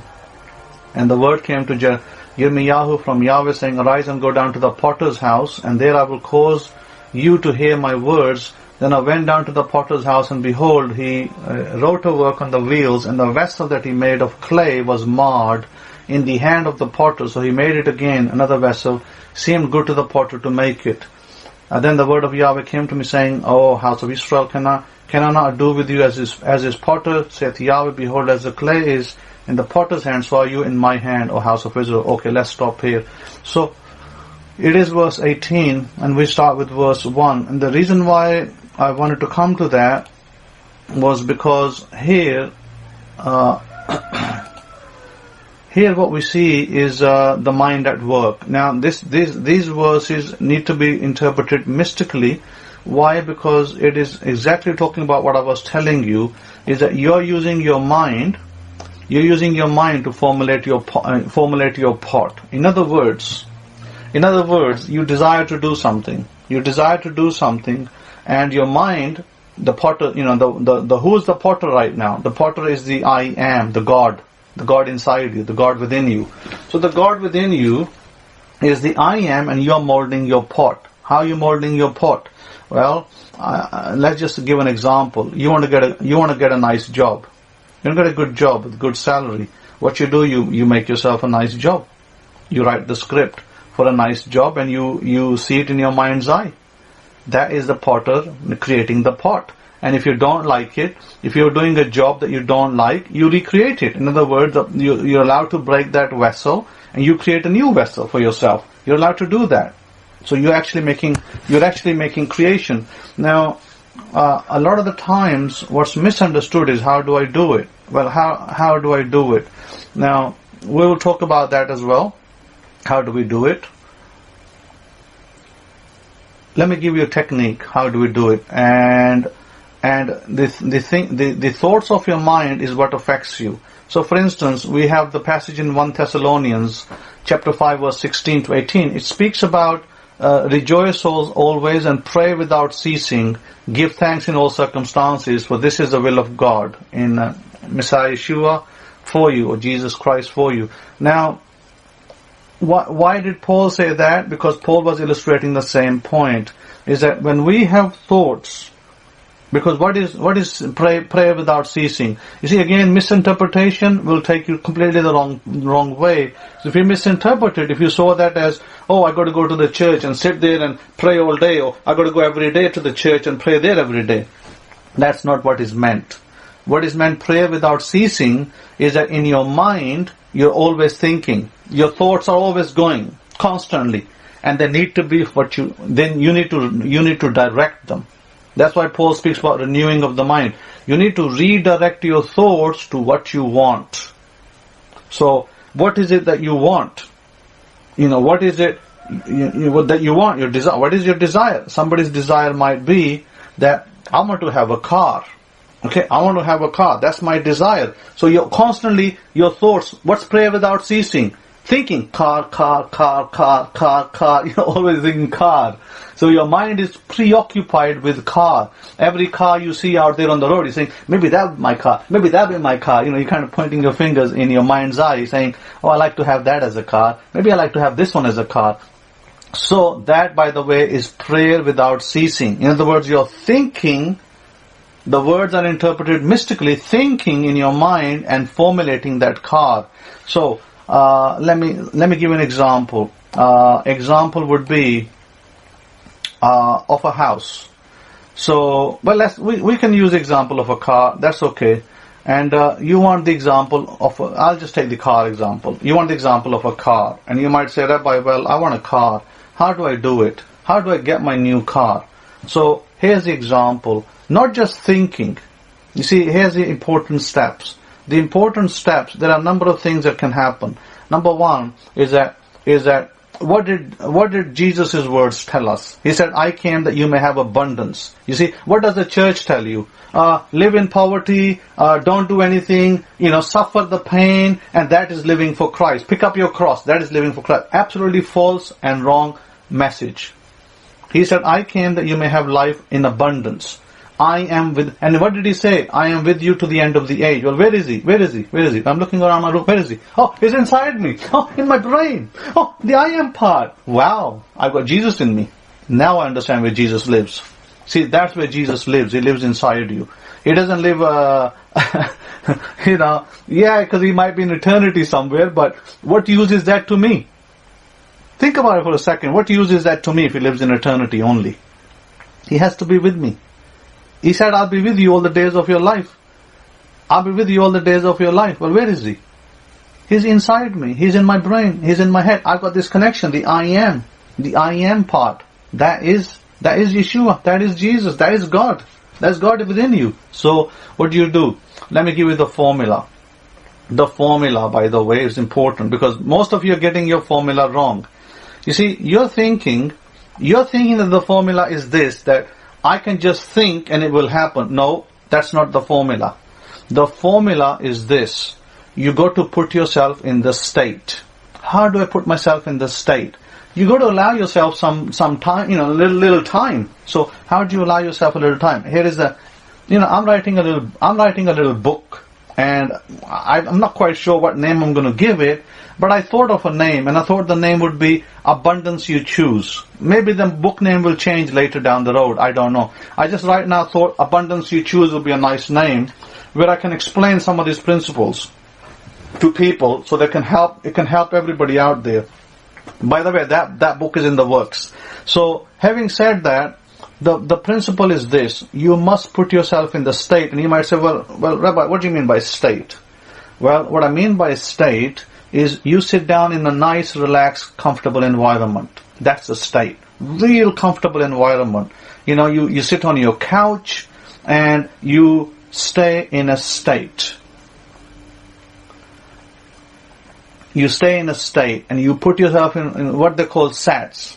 And you put yourself in a real comfortable state, and you induce yourself in that state. And the state, by the way, is one in which, let me think of it. How shall I describe it? It's not sleeping, and it's not waking up. It's in between. So you're not sleeping, and you're not fully awake, but you are in between, whatever you call that in English language. So you're kind of like in that state. In other words, your eyes are closed, you're in a deep state, and you're now focusing your mind, your inside I am part. You're focusing, and you see yourself, you desire that car. You are sitting in that car. Your eyes are closed, and you're seeing yourself sitting in that car. You're driving that car. You feel the steering wheel. You feel the gear stick. If you want the manual, like me, if you want the auto, you'll definitely not touch the gear stick. You put it in drive and you go.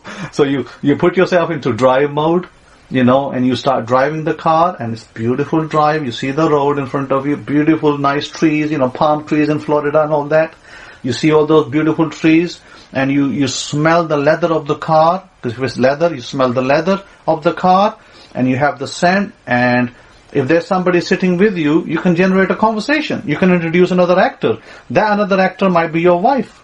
Maybe your wife is sitting with you, and she's congratulating you on your new car, and you're driving the car. Beautiful. I love it. Beautiful car. Look at that. Look at the view out there. It's beautiful. I turn right. Okay. And then I turn left. Up straight road. Okay. Beautiful. Palm trees on my right. Palm trees on my left.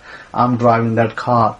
That vision, I'm beholding that vision in my head, and I'm in that deep state where I'm having this thinking, this thought going through my head, where I'm driving this beautiful car, and then I stay in that state for about 5 minutes, and I'm happy with it. I'm happy with the car, and now I slowly come out of that state. I open my eyes, and I'm back on my couch.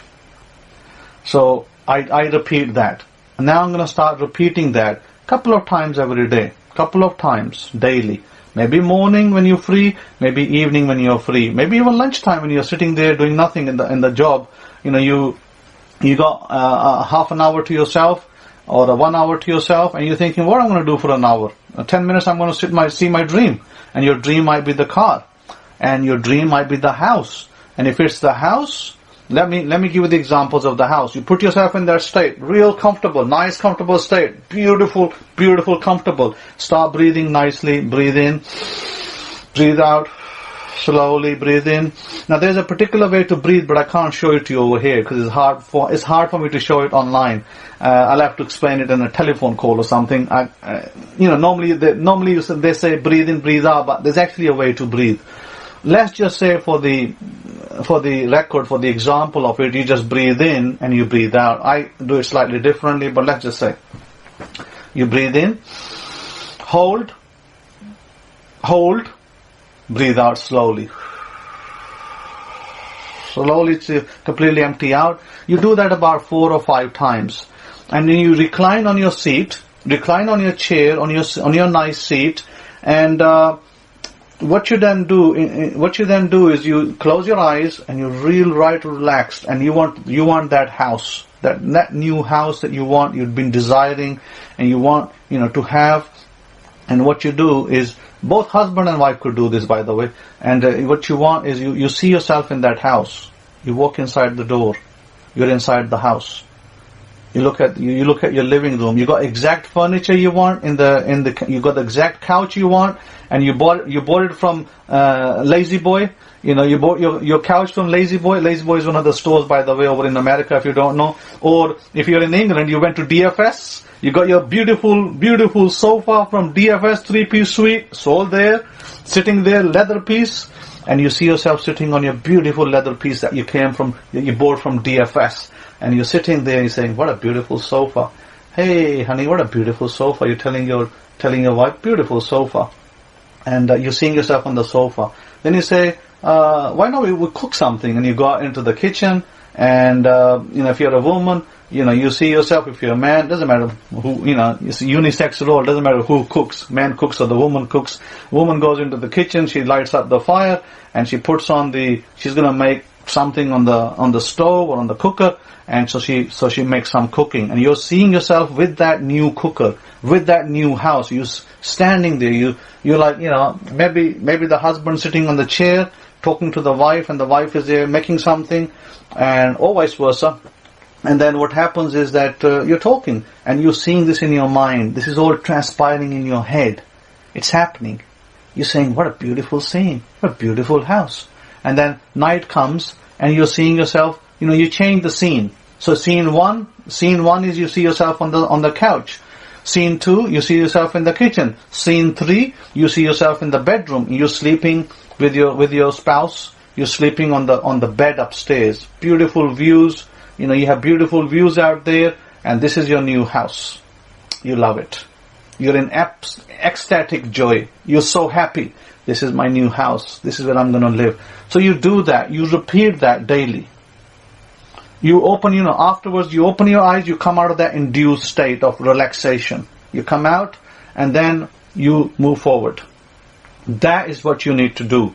And then your mind focus, during the day your focus will be, oh, that beautiful house.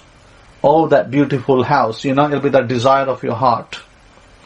Absolutely. So, make it as real as possible. Make it as real as possible. The more real you make it, the more it will come to you. And you got to live in that dream. Live in that dream, because when you live in the dream, you will actually get your dream. Your dream will become reality, because what are you doing? What's already created, you're bringing it into your life. You're calling it in, because you're not going to build the house. You're not going to start erecting a fence. You're not going to start saying, let me chop down the wood and let me make a door out of it, make a window. No, the house is already there. It's in the city where you want it. You're calling it in. You're saying, come to me. You're already there. Come to me. And I'm living inside this particular property. That, by the way, is a method of calling it in. And it's very important that you understand the method of calling this thing in. And there are blocks in that sometimes, in fact, many times, some of you are carrying blocks. What are the blocks? Negativities. What's the negativity? A negativity is where you might say that, am I capable? Am I capable of having this? Do I deserve it? So there are negativities surrounding around deservedness. For example, excuse me, if your parents taught you that you're not deserving, you're wretched. If your parents were always shouting down to you, your mother was shouting down to you, as I hear women do that a lot, and they shout down to you and they call you names and they make you in a state of undeservedness. So you grow up with a feeling of lack, feeling of undeservedness, and it can be applied to businesses, it can be applied to anything. So, and then therefore that could become a block. So you have to remove that block. I'm not going to explain the removing block techniques here, but there are ways to do that also, to remove the blocks. But having said that, what's important to understand is that you can apply it to anything. Let me give you an example.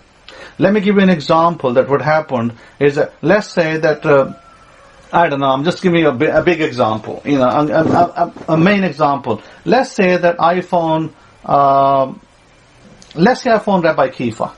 I phone Rabbi Kefa, and me and Rabbi Kefa, for whatever reason, we get into an argument about a commandment, and I, shut down the phone, and Rabbi Kefa shuts down at me, and we put the phone down. Okay, so this is my day. My day went really badly because I shouted down at Kefa, and Kefa shouted down at me, and I put the phone down. And I'm like, really upset about it. I shouldn't have done that. Kefa's upset. I shouldn't have done that. So how do I fix it? Okay, so I read on my day. I read on my day, and now I'm going to sit back. I'm going to sit on my couch, and I'm going to say, no, tomorrow I'm going to do this better. I'm going to fix this. So I open my mind, my God part, and I see myself with Kefa. Me making a phone call to Kefa, and me saying to Kefa, hey Kefa, this is how this commandment is, and I explained it, and Kefa accepts it, and Kefa says, yeah, this is great. And so I rearrange all the scene that happened with Kefa earlier. Doesn't matter what it was. Doesn't matter how much we fought. It could be a spouse fighting with another spouse. Your spouse fight. I gave Kefa as me. We'll never fight, but this is just a very broad example. Let's say that it happened with your spouse. You and your spouse had a big fight over something. Now you sit back and you read on that scene, because I think Kefa is a bad example for me to give. We'll probably never fight. We'll never fight. So that's a very bad example, but that's a real example. You have a fight with your spouse. You sit back and you read on that scene and you realign it. And this time you align it and you say you have no fight, and your spouse and you're in a complete agreement. And this time you start dwelling on it. And guess what? That's how the scene will envelope the next time you meet and talk. The scene will be exact to the details that you realigned it. So you realign that scene with yourself. And what about attaining it? What does Scripture call it? What does Scripture call attaining something? Resting in the Lord, resting in Yahweh. Resting in Yahweh simply means where you attain your desires. And a lot of the prophets were in that state most of the time, because they were resting in the Lord. And a lot of people think that's some kind of spiritual mumbo-jumbo, but it's not spiritual mumbo-jumbo, it's a real state. Elisha the prophet was in resting in the Lord. He had everything he wanted. This man was going around, sacrificing so many bulls at a time. So everything he wanted, all his desires he had. He had, big connections, everything. What is he doing? Resting in the Lord. What is Moses doing? Resting in the Lord. What is Ezekiel doing? Resting in the Lord. Had everything.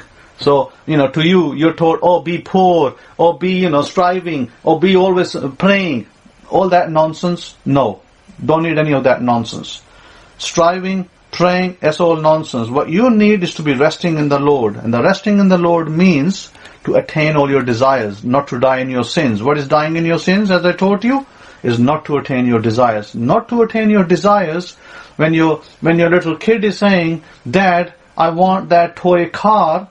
I want that toy car. And you say to your kid, son, I haven't got the money to buy you that toy car. Guess what? You died in your sins. Because that boy will grow up saying that my dad never bought me the toy car. But if you were resting in the Lord, you will vision getting that toy car for your son, and you will have that toy car for your son. So my point is this, that's a very small example. Let me give you a live example. Let me give you a real testimony of what happened last week. This actually happened with me. I had somebody who phoned me from Pakistan, and they told me that they were going through some problem. And the problem was that their house was being occupied by another relative. And this other relative, of course, they were fighting over this house that belonged to this other person, and they were removed from the house. Court case was impending, and all sorts of other problems were happening. So this person brought to my attention that, Rabbi, we have this problem. I said, okay. So what do you desire? What do you want? Just as Jesus said, what do you want from me? So I said, so what do you desire to have? We want our house back, Rabbi. Okay, fair enough. You'll get your house back, I told them. It's only a matter of time. And so that person went away. And so what did I do? I sat in my little make-believe couch. I sat in my couch, and I sit on my bed, actually, not quite on my couch. I was sitting on my bed, and I put myself in that state. The Elisha state, the Jesus state, the, Ezekiel state. And I said, okay, what do I see? I see a house. What do I see? I see this family going back into their house. I see the door that is locked being opened. I see this man coming and agreeing with the family and giving them the house back. And they have made a resolution, and the house is now going back to the family. They're going to live in that house. End of the vision. And my vision was simply that the family gets their house back, and the family will move back, and they'll all be smiling at each other and, profusely shaking hands and loving each other like nothing ever happened. That was my vision. Okay? Guess what happened? I did that. That they're going to get their house back. I just said they're going to get their house back. I sat back. I relaxed. I did that. 5 days later. Listen to this now. 5 days later, they got their house back. This is a living, live testimony of Rabbi Simon, that I just got a family their house back. Now, this same person phoned me back and told me that they have now come to a conclusion and resolution, and they're going to move back to their house soon. Okay? That's reality. So, my point is this is not mumbo jumbo, and this is not Rabbi Simon making things up. This is real life. This is happening as we speak. So you can change your life. You can make your life better. And you should. You should make your life better. You shouldn't be making your life harder. You shouldn't be making it difficult. You should be doing things that help you. But remember what I told you. Remember what I said about helping other people. Do not look for evil, because evil will come back to you. So, and be careful about looking for spouses for other people, because that could come back to you as well. So my point is this, that sometimes, I could have told the girl, to this particular person, I could have said, do this and you'll get it. But she'll probably never get it. Why? Because I understand the principle. As a Kohen in the gate, I understand the principle and the power of it. What I can do, she probably wouldn't be able to do, even half the time. Why? Because I'm not going to sit there now, explaining to her what to do, because she'll probably never get it. Because sometimes it's easier to do it for somebody else, and sometimes it's easier to let them do it for themselves. So the reason why I'm explaining over here the principles to you is so that you can help yourselves and you can help other members of your family do these things. When you help yourselves, when you help your family members, they will help you to do it. By the way, this is a kudos to Rabbi Zachariah and the other rabbis who, I heard you guys came so close to the jackpot. 2 numbers away or 3 numbers away? You were about, 2 numbers. These guys were 2 numbers away from jackpot, by the way. They had a Powerball and 2 other numbers. So this is great testimony that they are, looking at, of course, bettering their lives. Who doesn't? And they should. All of you should look to better your lives and your family's lives. Congratulations from me. So having said that, continue to do these processes. Continue to do these processes, because this will help you to better your lives. Because if you are, stuck in some point, if it's sticky and you can't seem to budge it, then you need to come back to me and I'll be able to help you, because it may be a block. If it's a block, then I can help you with that and how to remove blocks, because blocks can really affect you. Blocks will really hamper you, and they'll slow you down, and they will make things harder to come. So blocks do need to be tackled, and blocks do need to be removed. And this is why I say that do not take scripture lightly. Do not take it like, it's just the Bible. Bible has a lot of stuff in it. So whatever everything produces after its own kind. If you grow oranges and lemons in your field, then that's what it will produce. If you sow poison in your field, and if you sow poppy fields in your field, then it will produce poppy fields. So do not waste your time. Here is the problem. What I see with people. They are researching, they're searching, research. You know what? They get nowhere. Start living your dream. Start practicing your dream. Stop the research. Let me see what this guru is saying. Let me see what Tony Robbins is saying. Let me see what this other guy is saying. You keep doing that and you will never get your dream. Because all you're doing is wasting time on research. Let me see if Rabbi Simon is right. Let me go find out from somebody else. Let me go see this third person. No. What I have told you are things that will produce fruit in your life. Because what did Jesus say? That you will know them by their fruits. Well, if you're all dying in your sins, meaning you're not attaining your desires, and your fruits obviously didn't fulfill, you didn't do the right thing. So you need to produce the fruits. The fruits are that God is accelerating you. God is now accelerating you. You are being accelerated by a Kohen in the gate. And so you need to now start producing those fruits. Start producing the fruits. Because if you don't produce the fruits, the fault is not in God, not in the Bible, not in Rabbi Simon. The fault would be with you, because you didn't do it properly. You didn't understand it. But when you apply the technique I gave you, there is no such thing as failure, by the way. I have a student that attends the class. I don't know if she's in the class today. I don't see her name in here. But when she does attend the class, she's there. And she told me the miracles that are taking place in her life. It's happening in her life right as we speak. And that's just one student. And there are others that are seeing miracles in their life. So I want you to see those miracles in your life. You need to start seeing those miracles happening with your life. Rabbi Benaiah spoke about things happening in his life, miracles taking place. So you need to start seeing that. Start seeing that, because as I explained to you that leave religion behind, as far behind as possible. There's that Christian movie, Left Behind. You need to leave religion just like that, left behind. And raptured. You need to be raptured away from religion. When you rapture yourself away from religion, you'll do yourself a favor.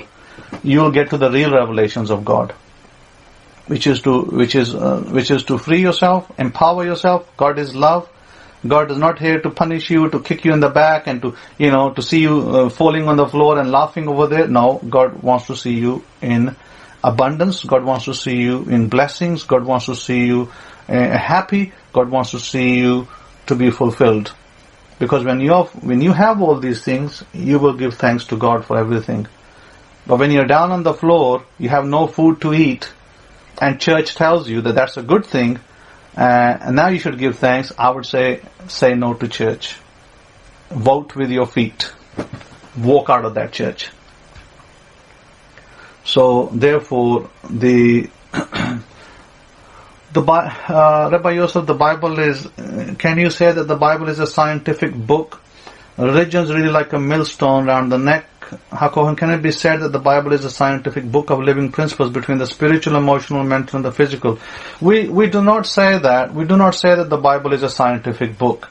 And we do not say that the Bible is a historic book, although it may have history in it. Although it may have science in it, we do not say that. And it has spirituality, we do not say that. The Bible is a manifesto of abundant living. Question is, are you using it to do abundant living, or are you using it to put a millstone around your neck? That's the question. So, Jesus came and clarified a lot of the principles. He clarified a lot of these principles on how to attain them, but again, there are missing elements. Those missing elements, I'm clarifying for you. What he's already said, I'm adding to those words by taking you back into the Old Testament and showing you the perfect law at work in the Old Testament. I gave you an example today of God, the supreme power, not able to move the people's mind. Doesn't that tell you something? So remember the Bible gives an example of two masters in the house. So when you have two masters in the house, what does that mean, two masters in the house? It means that if you're going to have your mind directed to two different areas of your life, your mind says, I want to do this, one side says, I want to do that. One side says, I want to live in America, one says, I want to live in England. Well, which is going to win? Which is going to win? You got two, you got a fight going on. So the question is, be sure of where you want to be. Be sure where you want to be. 20 years ago, when I was kind of, in my little haze in my mind, and I was shown that I will be in America one day. And I said to myself, I didn't say to myself, oh, I'm living in England, but I'm living in England, but I was living in England. Oh, but I'm living in England. No, I didn't say that to myself constantly. I said to myself, one day I will be in America. Mind is set. Mind is made. My mind is enveloped now with America. And guess where I am sitting today? Think about it. This is all reality. So with that, Rabbi Kefa, over to you. Todah, Shabbat Shalom. Have a great week ahead.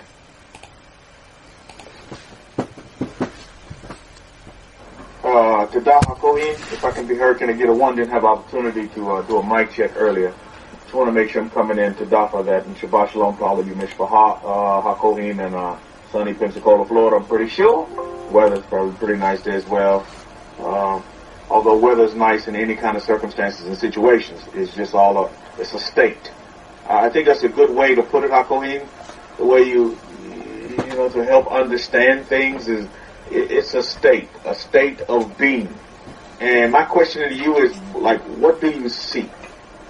And I think that's important. When you go back and you re-examine HaKohen's lecture, everything boils down into one bit for you and for me and for every other person here on the face of this earth that's been gifted with the opportunity to go through this earth again, another time, in another form, another facet or whatever, is what do you see? You need to ask yourself, what do you see? Because what you see is what's made up of you. Because we're told this in our books, is that as a man thinks, so is he. How do you see yourself? And that will take you very far. Because sometimes we see ourselves by what other people say we are. Anybody familiar with that game, See and Say or something like that? It's a game. Used to be a game back in the day called See and Say or something like that. It's what other people say about you is what you see about yourself. But what do you see? What do you see in yourself? Because that's what you're going to become. You will manifest what you see. And HaKohen, he gave us a great bit of instruction in our history. Yeah, there's one called Simon Says as well. I don't know if you know this, HaKohen, but there's a game that's actually called Simon Says. Simon said, and the rationale with the game is this. I used to play it with my sister. The rationale of the game, like, Simon says, take off your shoe. And so you take off your shoe. Simon says, so you must do everything that Simon says to win the game. I find that quite interesting, quite funny as well. But I think it's important to understand that. Is that we have to look at what we see. We have to see ourselves how we want to project or manifest ourselves.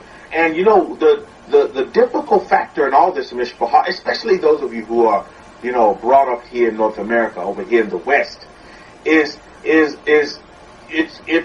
I've always said this, and it's so true, it's that Jedi mind tricks. It's like your mind is playing a trick on you because your mind has been conditioned in such a way for such a very long time by outside forces. You understand what I'm saying? By things not inwardly. And what HaKohen is teaching you and what your God-man is teaching you is to look within yourself and see yourself. And don't be dictated and don't be dominated by outside forces. You remember in geometry that I can remember this vividly in geometry class. When you first begin to take geometry, they tell you to draw these circles. They say, okay, draw this big circle, and then around that circle, draw little circles. And what you're going to do is, the most important thing to you, put it in that, first you have to assess all the circles. And every one of the circles, put things that you like. Things that you like, your favorite things you like to do, your favorite food you like to eat. Put it in all these circles. So you draw a bunch of circles, and in those circles you're writing things, I want to do this.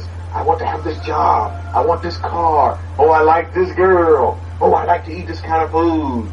All the things that you desire and aspire and that you want to do, you dream about, you put them in all these circles. And then with the geometry project, what they tell you to do is okay, in that one big circle, when you look at all the other things that you've drawn in all your circles, and you need to start doing this. You can start doing this right now. Imagine yourself right now drawing your little circles. You drawing your circles right now. Use your imagination. We forgot how to use our imagination because we've been so hoodwinked by the mind, that our fleshly mind, that we forget about our subconscious. Subconscious is very important. So you have to start utilizing your subconscious. You have to start utilizing your imagination. Begin to imagine and draw these circles and say, yeah, I'm putting this in this circle. This other circle I'm going to draw, and I'm going to write this in this circle. And then what you do, in that big circle, you put, after assessing and doing analysis on all of your circles, you put the thing that's most important that will give you, if you put the thing that's most important that will give you all of the other circles as well. So you find that thing that's most valuable to you out of everything that you aspire, desire, and that you dream about and that you wish fulfilled could happen in this life.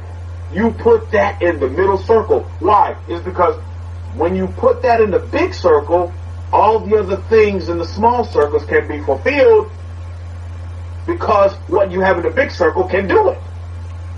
This is the point you have. You see, sometimes we overwhelm ourselves and we make something so simple difficult. It's because what we do is we try to fulfill all of the circles at one time.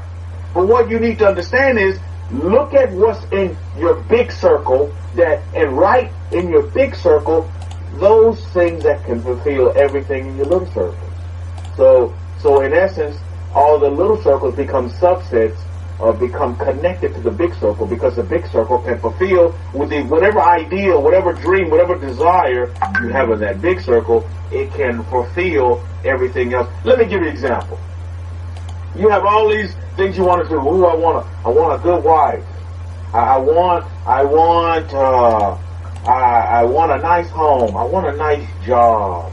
I want to be happy. I want to be happy, and I want peace. I want peace. If not in the world, I want peace in my life, because that's my world. I want peace. I aspire and desire to have peace. I want to be happy. And so you take all of these things, you say, well, what's the one thing that if I have it, all the other things will come to me, in your understanding or how you think? Because, each of our equations in our geometrical experiment will be different. It's going to be different. Because, thank God, we all don't desire and aspire the same things, you see? So, B. Shalom is saying the big circle is Yeshua or his word. Not necessarily. Not necessarily. You see, because you can have Yeshua in your big circle. It could be Yeshua. But it could be Jesus of Nazareth. But not necessarily. Because a lot of you, how many of you can say, oh yeah, I have Jesus, but yet you still don't have peace? You can say, yeah, I have Jesus, but, you're still struggling to pay your bills.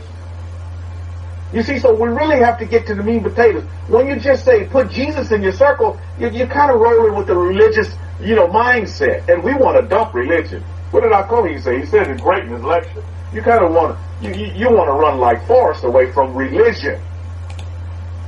You see, you need to make this thing real to where it would work for you, to where you can truly see the manifestation of things happening in your life. How many of you can say in this room, you thought for years you had Jesus, and Jesus was with you, but Jesus was never manifested in your life? How many of you can actually say that? I can say that. I was in church after church after church, said I had Jesus, went to visit Jesus every Sunday, but I never saw any manifestation in my life of Jesus. I never did. This is one of the reasons why I quit going to Hagee's church here in San Antonio, Texas, by the way. It's because I wasn't seeing anything. I'm here giving, and not receiving jack. Diddly squat. You understand what I'm saying? So when you say, well, yeah, in my big circle, I'm putting Jesus. Well, then what do you have? Oh, no. Later. I'm talking now. Yeah, so then what do you have? So again, you must make this realistic and real. You see, when Torah becomes real, did a lecture on this a while back. When Torah really becomes real to you, when Torah becomes alive, and these are the principles and these are the techniques that you're getting now. According is giving you the techniques on how you can have life now. Right now. Today. The now factor is so important. And you see, I want to know what you see for yourselves right now. You don't have to text it in right now, but you need to ask yourself, what do I see now? How do I want myself to be now? I may not be there right now, but I'm making it now. Wow, there's a lot of nows. You're kind of confusing me, Rabbi Kefa. You're giving me all these nows. And you see, and that's so very important for you to understand it. Your mind will play tricks on you. Because if the mind can't see it, then the mind will automatically fight against it. Subconscious, some of you have never even used that before in your life, but you need to start to nurture your subconscious. You see, now we start to deal with some metaphysics here, some deep stuff. Not just physics, we're going into metaphysics here. And you need to see the universe as this beautiful place that you are a part of, your universe. You need to see this. This is what you need to see. As you connect to the earth, you need to understand that the earth is a part of the universe, and you are a part of the universal law, the perfect law as well. The laws of the universes come into play. Not just the laws in your city, in your state, in your town, and in your country, but the laws of the universes that have been around a whole lot longer, by the way. What do you see? What do you see in yourself today? What do you see? See, because there's been this correlation between what you see and how your mind will think. You see, because I beg to say this, but I need to, is that a lot of you are being controlled by your mind. You're not controlling your mind, but your mind is actually controlling you. This is one of the biggest blockers that you can have. And what Hakohim, the son of Aaron, is trying to teach you how to do is to take control of your mind. Because you have been mind controlled. Oh, Rabbi Kefa, you're talking about conspiracy theory. No, I'm talking about you, yourself, and yourself. You ever heard a statement said like this? Oh, listen to this. Listen to this statement. Listen closely. I am so angry with myself. Listen to what I just said. How many of you heard that statement before? I am just so angry with myself. Think about what it said.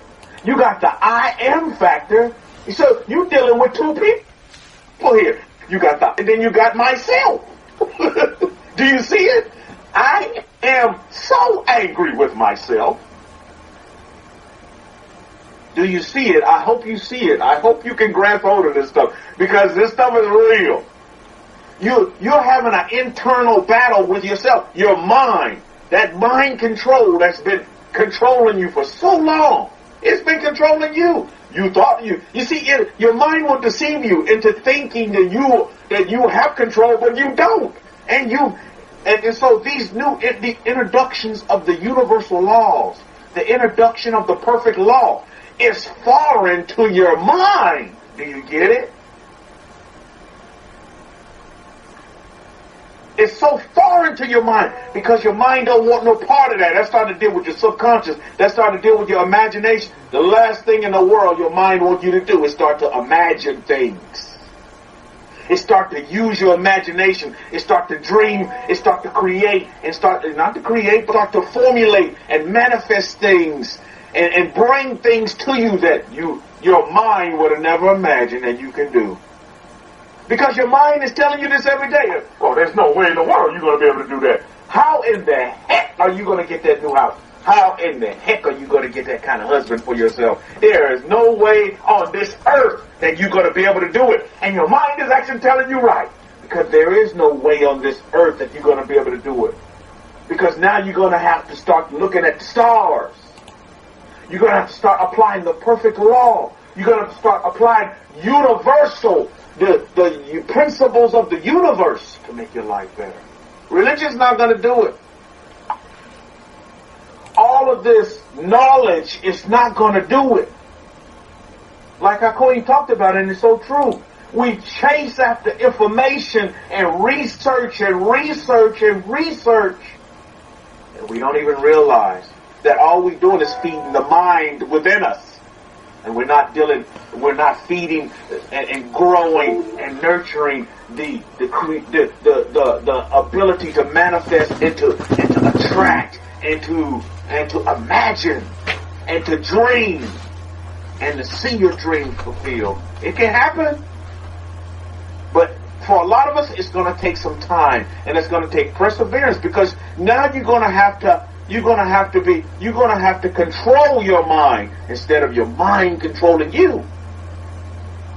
This is why right now some of these things, for you listening via YouTube and some of you here live in this room, these techniques and this understanding is just like, it's like foreign to you.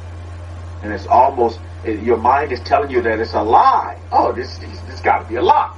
This is just that cockamamie conspiracy theory mumbo jumbo.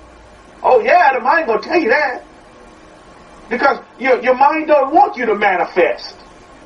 Your mind just wants you to live in your mind just wants you to live in the past. And you see, you gotta understand, your mind don't want you to live in the now.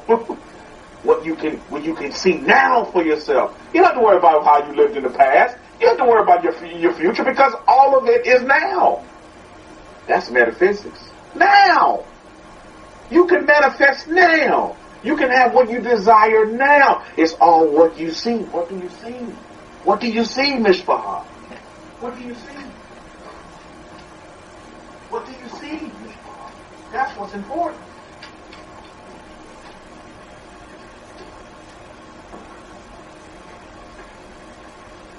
What do you see? I see great things for me. I'm seeing great things. And I'm manifesting those great things. I'm reeling them in, just like Rabbi Zechariah. Reel them in. If Rabbi Zechariah can reel in fish, he can reel in a pick 3 as well. Reel it in, Rabbi Zechariah. And all the rest of you rabbis there in North Texas, reel in that pick 3 lotto card. Reel it in. It's just a matter of time. It's just a matter of time, Mishpah. And even time does not matter. You see, we've been taught. We've been conditioned. Remember, just like you want to renew yourself back to the land, you have to renew your mind. You can't be between two minds, two thoughts. You have to hone in and have a centralized, remember we talked about that big circle? You have to put what is the most important thing that'll fulfill and attract all of those other little subset circles that are around you. You have to find that place in yourself. Not you don't have to look outside of yourself. You need to start looking within yourself. You have that kind of power. You all are super. Your energy is superpower. You have that kind of power within you. It's just that it needs to be brought forth. It needs to be woken up. It's time to. What's happening is there's a waking going on. It's waking up now. You're like, wow, we've been sleeping for a long time, but it's no problem. Let's dust off the cobwebs and begin to apply the perfect law. Time, who cares? But you just keep doing. Keep practicing. Because, it took a very long time for all this conditioning to take place within you. You're going to have to, get rid of that stuff. And that's going to take a while. It ain't going to happen overnight. But that's okay. Because I guarantee you, you're definitely on the right track. What do you see? What do you see? Now, I'm going to post this real quick. What do you see? What are you seeing? What do you see for yourself, and what are you seeing? You see? Because you have to change your story. A lot of you're going to have to change your story. You're going to have to go in and not edit, but you're just going to have to write a whole new book. Copy that. Let's paste this. I'll paste this, and I want you to tell me, what do you see? For those of you who can draw. I want you to look at this and tell me, what do you see? Alright, tell me what you see, and please write it down. Take a look at this post that I just posted. I just posted something for you listening via YouTube, and you'll hear about it in a minute. But but I just want to give the people an opportunity to describe to me, what do you see in this picture? Anybody, any takers, anybody was able to look at it real quick, the post that I just posted up? What do you see in that post? What do you see? Tell me what you see. I think it's important. It's very, very important. If the creator of the heavens and the universe is the God of Israel, as he's rescuing, he's providing rescue for the Hebrews at this time. He's taking them from one state to another state. The crucial factor. Anybody look at the post yet that I posted up? Anybody had an opportunity to look at it? What do you see just in that picture? Yeah, to top of that, Jacob ben Yahudah, Jacob ben Judah. This is the Ronald McDonald on the crossbar, or on the crucifix, the cross, or and the media has dubbed this situation Mac Jesus. You see it? Mac Jesus. They call this portrait Mac Jesus, this form of art. And guess, lo and behold, guess where you find, in what museum this art was posted up? In what country? Lo and behold, you find this Mac Jesus on the crucifix in Israel. Lo and behold, surprise, surprise, huh? Israel, right? So, what do you see? The reason why I posted this, I think it was quite instructional. Quite instructional. Because, there's a lot of this is the Mac Jesus, they call him. Yeah.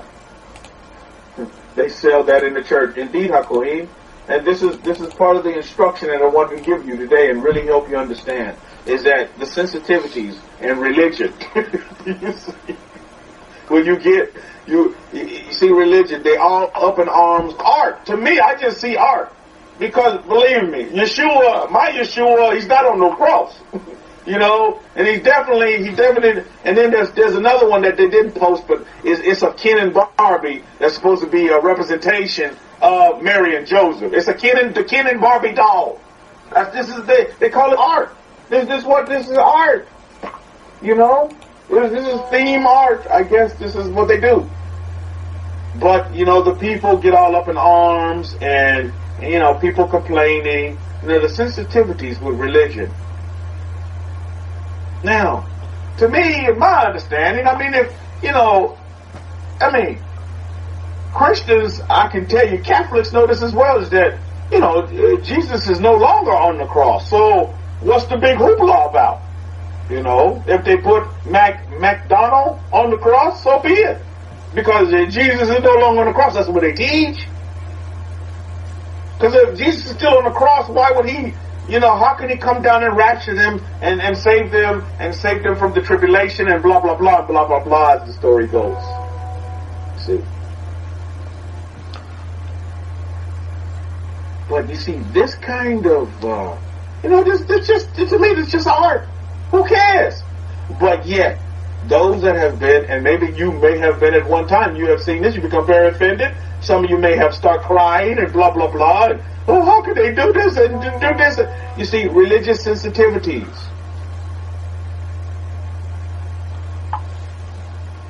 You see, you get caught up in these religions that you get so far away from your I am because you're worried about Ronald McDonald on the cross. That's all your energy, all of your frequency and vibration is just on, we have to stop this. Matter of fact, we need to find this man, probably kill him, probably put him on the crucifix because of what he did. You see? I couldn't laugh out loud. Jesus and Mac D very it's funny indeed to me. I find it humorous. But yet people are fighting over this. Religion. And if you know this, how many of you understand this? If you've been in religion for any amount of time, that includes Judaism as well, is what you'll find is just a whole bunch of fighting going on. Friction, fighting.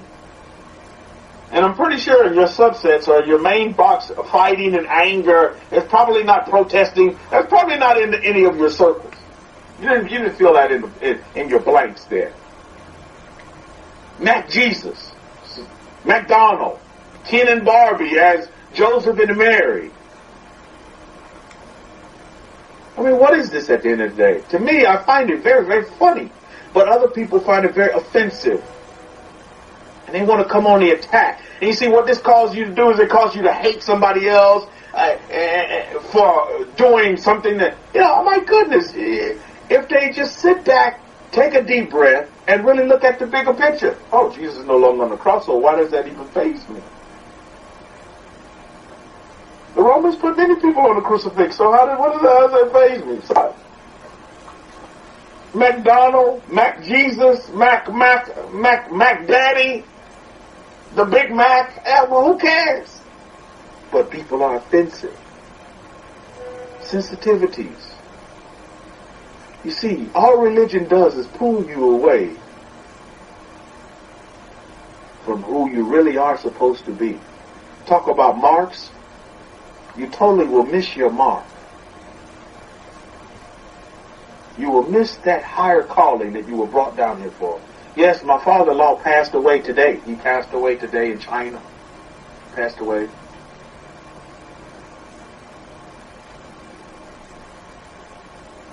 And when I met the man, I met him in person one time, but he was just, my wife tells me he was 5 years in the bed, in like a vegetative type state. He had no mental capability. He can eat, and that was it. He can just eat, lay in bed. His wife was there. My mother-in-law took care of him for 5 years, debilitated in the bed. He could do nothing for himself. Nothing. Couldn't pee for himself. Couldn't poop for himself. Couldn't feed himself. I saw pictures of him. Strong man, very happy man. But he's passed today.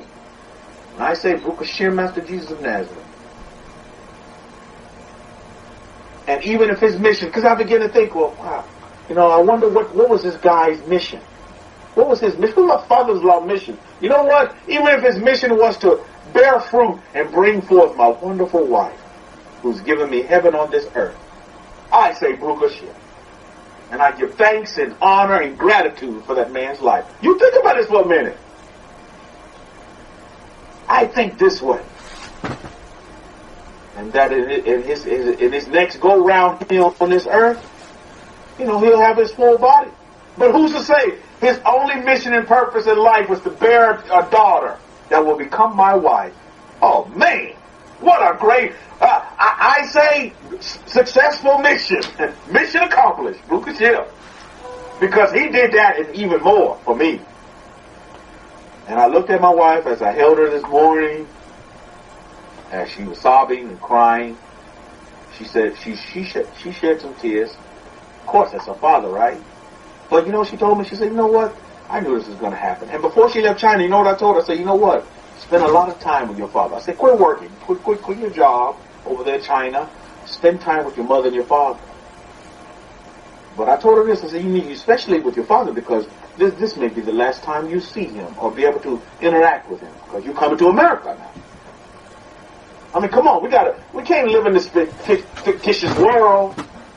We got to face reality. And I tell you, I'm so happy.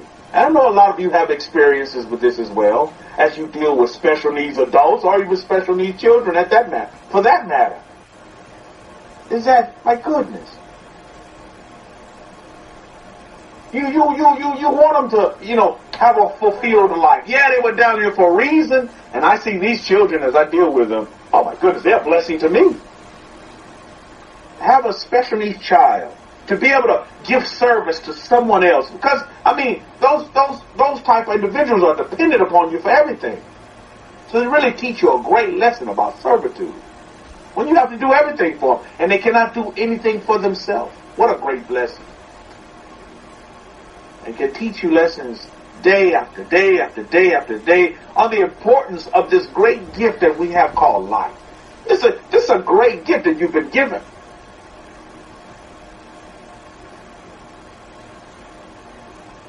It's a great gift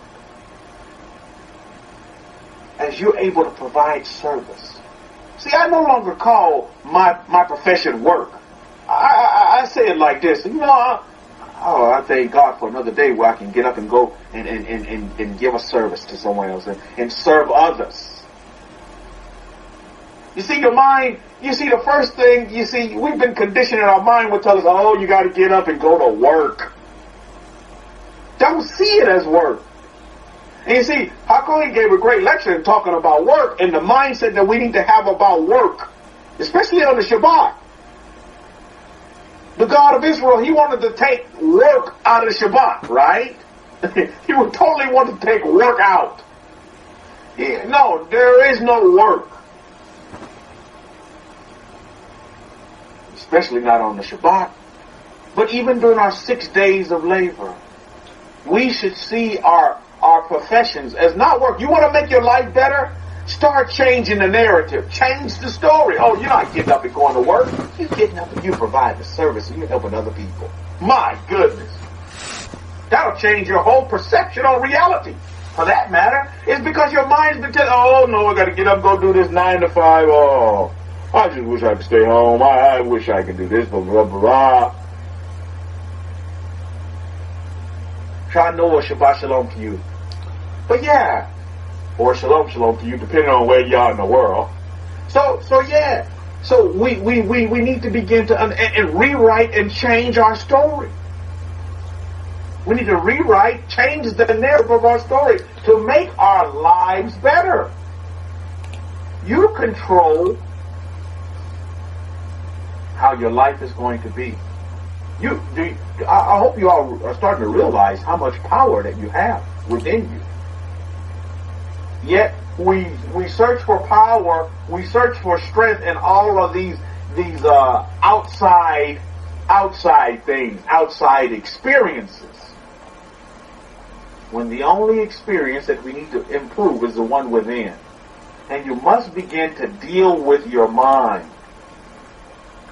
How many of you can be honest and say, my mind has failed me many times? My mind, who had that song?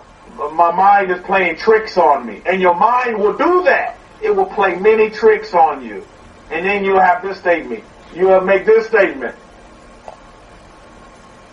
I am so angry with myself because myself is letting you down. It's because myself has control of you. But you need to change the narrative and say the I am has control now. All of you today, the I am has control of you now. The God man, the God woman within you. And you're beginning to imagine, you're beginning to dream, you're beginning to use your subconscious, and you're beginning to create this whole, manifest this whole world outside of the one that your mind is telling you that you live in right now. You need to change the narrative. Change the story. Because this is what's affecting you, and it can affect you. If the God of Israel saw it so important to change the whole, is to navigate, change the whole journey of Israel, so that they don't get to see, what really went down. And Hakohen didn't go into that part, but he has before. Can anybody tell me? Let me pull up the Hidden Jewelry Brain Scrolls here for a minute. Can anybody tell me why the God of Israel, as we see here, why the God of Israel, when he led Egypt, when he led the Hebrews out of Egypt, why he didn't let them go through the land of the Plishtim? Can anybody tell me why? If you have the son of Aaron's books, my goodness, there's such great instructional tools for our history and the facts on the ground. Why was there a deviation in the journey? Why didn't the God of Israel? Let's read that again, because Hakohen read it in his lecture, but I'll read it again. Adia says adultery. And any other takers? Why? Don't be shy, Mishpah. Let's pick it up again. Because I think this is so important. What is that? Here we are. Exodus chapter 13, starting at verse 17. And it came to pass, when Pharaoh had let the people go, that Elohim did not lead them by the way of the land of the Plishtim, although that was near. But Elohim said, lest perhaps the people change their minds when they see war and return to Mitzrayim. There's a clue in there. How many of you see the clue? The Master Yahweh gives us the clue. Because there were giants in the land, the fear of war. There you go, to double your responses so they wouldn't become scared. Scared of what? When they see war, wait a minute, did they start fighting already? I mean, the Hebrews, they just coming out looking like Mr. T. They got gold and all this on them. I mean, my goodness, they got all these riches on them and stuff like that. You know, they carrying all this weight. It would, the greatest, the shortest distance between 2 points is a straight line. I mean, we got all this gear. Rabbi Benir, he'll tell you about some gold. Gold is heavy, man. You walk around looking like Mr. T. You're going to try to find the easiest way, the quickest point from A to B. You're carrying all of this stuff, these possessions, blah, blah, blah. It's this war factor. Do you see it? The war factor. You see it? The Master Yahweh tells us that in our Torah. We're told right now, Torah. Lest perhaps the people change their minds when they see war? What had happened? Well, let's tell you what had happened. Well, earlier, some of the Hebrews, 30 years earlier, decided to create their own exodus. And they went out and they went into the land of the Plishtim and got slaughtered. And their bones were stacked up on the side of the road. Y'all remember that? There you go. There you go. Now, I don't know how many of you would not have a change of mind, a second thought. Well, maybe let me rethink this. You see, this is what your mind will do. My grandmother, may the Master Yahweh rest her soul. My grandmother used to always tell me this. She'd tell me, always go with your first mind. Always go with that first thought that you have. You see, because on second thought, when you're traveling, you're so happy, you're full of joy. My goodness, you've been rescued. Moses and Aaron did their thing. They put the smack down on Pharaoh. You're coming out with all these possessions, and you're so happy. What's been talked about for so many years has now become into fruition. The Hebrews are leaving. They're no longer bricklayers. You went in like kings and priests. You went out into Egypt with the red carpet, and then you hoodwinked and bamboozled into slavery, and then all of a sudden now you're going to be free, and you're coming out. And you have all this gold, you have all these possessions, rubies, this nice jewelry, these earrings, the women are so happy, the diamonds are forever, a woman's best friend, blah, blah, blah, blah, blah, blah. And then you have to go through this place where you see your people, your family, your bones piled up. Because they decided in their mind, oh, we're going to leave it this time. This is a good time to leave. Shoot, I tell you what, if a lot of folks would have saw that, they'd have probably second thought. They'd have been second thinking in Exodus, right? On the other hand, well, maybe we should leave because look, they left this time, the tribe of Ephraim left, and look what happened. Do you see it? So this is a great lesson for us to learn this day. As we come back into understanding the I am that's within you and I. The Most Highest. He breathed into our ancestors, Abraham. He breathed into Adam. He breathed into his nostrils and gave him the breath of life. He animated Adam, who was just nothing but clay. Adam was animated with the breath of life, the breath of the I am. All of you this day have the I am. You have the I am. Everyone on the face of this earth. That's a human being and, animals as well. You have the I am. Some kind of you've been what? You've been animated. You're not just a piece of clay or anything like that. You all have the energy within you, the light. As the Master Yeshua, Jesus of Nazareth, said, you have the light within you. But you know what needs to happen with that light, Mishpahah?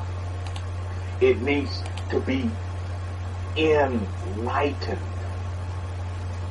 You have the light within you, but you need to be enlightened. HaKohen, the son of Aaron, is giving you enlightenment.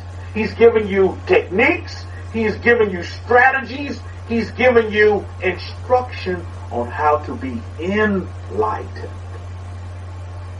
Any of you ever heard that word before, enlightened? Believe me, that word comes from the East, by the way. My wife, who's Chinese, she knows all about it. Indian people know all about enlightenment. You ever heard that before? Oh no, here goes your mind. Oh Rabbi Kefa, you're talking about all of that mysticism and blah, blah, blah, blah, blah, blah. Well, you know what? Your mind is telling you that's wrong, but that's actually right. The Master Yeshua is telling you the same thing. The light is within you. You just need to enlighten the light within you. You need to start, you need to fire that light up, because it's been, either it's been put in the closet, or it's just been dimmed, or it's actually been put out. Enlightenment is what you're getting. Enlightenment, not outwardly.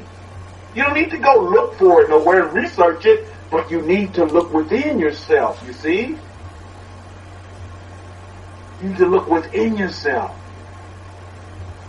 That's what's important. So, when you begin to understand that factor, is that, okay, my goodness, the last thing I want to do is to have that, second guess yourself. Well, on second thought, see, this will happen to you. And this is one of the greatest stumbling blocks that happen to anyone. Is that they'll receive the light, they'll receive the understanding, they'll receive the instruction that let's just say it's factual, it's real, it's reality staring them in the face. But then 2-3 days later, a week later, a month later, what happens? The light dims. Well, on second thought, maybe the Kohen's not right. Well, how could that be when everybody else is doing things this way? You see where we're going? You start to second guess yourself. You start to prioritize things that are not important in your life, that are irrelevant to the I am in you, to your ability to attract, to your ability to see yourself as you want to see yourself. And let's face it, at the end of the day, some folks just don't see themselves in a good way. No matter, they just can't see themselves in a good way. And that's what you call blockage. There's blockage there. There's a lot of baggage there that needs to be dealt with. Because the God of the universes, and of this earth, by the way, did not create you to not be happy. Did not program you to not have peace. We say the word shalom. But, is it just a word to some of you? Or do you really desire, or are you actually walking in peace, in shalom? Do you live peace? Do you exemplify the word shalom? Well, when you look at the photo of Mac Jesus, do you still have shalom? When you see Ken and Barbie depicted as Joseph and Mary, do you still have shalom? Is that peace still with you? You see, we have to systematically depart from religion that's been used to shackle and hoodwink you and to mesmerize you. And to mesmerize you into something that you're not. And to something that the I am, the Master Yahweh, the Master Yeshua, Jesus never created you to be. Never desired for you to be. On second thought, now, we're looking at humanity as a whole. I want to go back and do a case study on Pharaoh for a minute. You see, because if you read our books, and you look at our history and you read our books just with your mind, just with so-called knowledge as they chase after,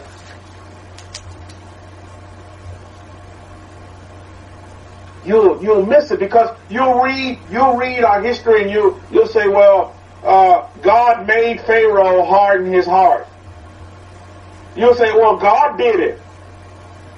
And if that's the case, then Hakohi's lecture is totally wrong. It's totally based on a falsehood. Because we just read right here where God, he did not, the God of Israel, he didn't want to bring the Hebrews through this place because it may totally change their mind.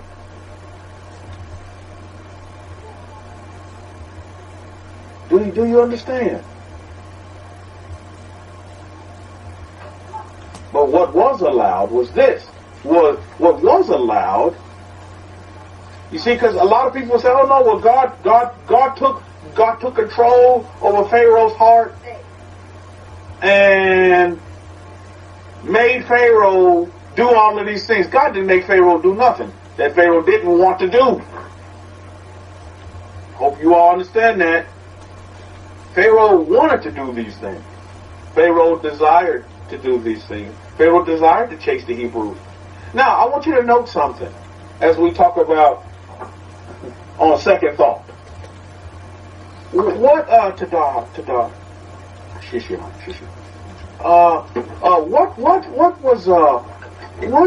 in every instance when the God of Israel, when Moses and Aaron were dealing with Pharaoh,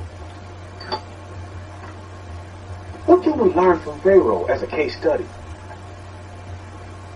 Is that Pharaoh at some times was in between two minds, wasn't he? Now, here's the kicker of what I want you to understand. What made Pharaoh change his mind? What brought Pharaoh from one thought of mind, oh, I'm going to let the people go, and then he changed, well, wait a minute, I don't want to let the people go. What was the factor? What action, what took place that made Pharaoh want to do that? Anybody tell me? When we look at Pharaoh as a case study, time after time, Pharaoh, okay, I'm going to let the Hebrews go. Oh, wait a minute. On second thought, I'm not going to let the Hebrews go. Anybody tell me what was going on here? Eddie says peer pressure. Anybody else tell me? What would make you go between two minds? First, you have this decision, and then, okay, no, I want this decision. Can anybody tell me? Rabbi Yosef said he was double-minded. Okay, well, what does that mean? Double-minded. You're talking to somebody on the street, say, oh, you're double-minded. Well, what does that mean? Let's get it down to layman's terms. He didn't know what he wanted. Confusion. There you go, Oliver. Indecisiveness. Rabbi Benia says pain or gain. This is what made Pharaoh change his mind time and time again. The God of Israel put the smack down on the Egyptians, and then, a situation will happen where it was bad and detrimental, maybe, to what Pharaoh wanted to do. Then all of a sudden, they'd have a change of mind, right? All of a sudden, things bad. What happened to him? You see, events. You see, Pharaoh is a classical case of a lot of people that walk the face of the earth today. They're dictated by events, by situations, to where you float with the wind until the final straw. And then even after the final straw of Pharaoh losing his son, his beloved son, Pharaoh lets the people go, as we see in the beginning of this Parsha in our readings. But then he's of another mind. Well, why should I let them go? Why should I let these people go? Well, why? Well, my goodness, the God of the Hebrews just put the smack down on your nation. Destroy your family because, your son was your all in all. Your son, you worship your son.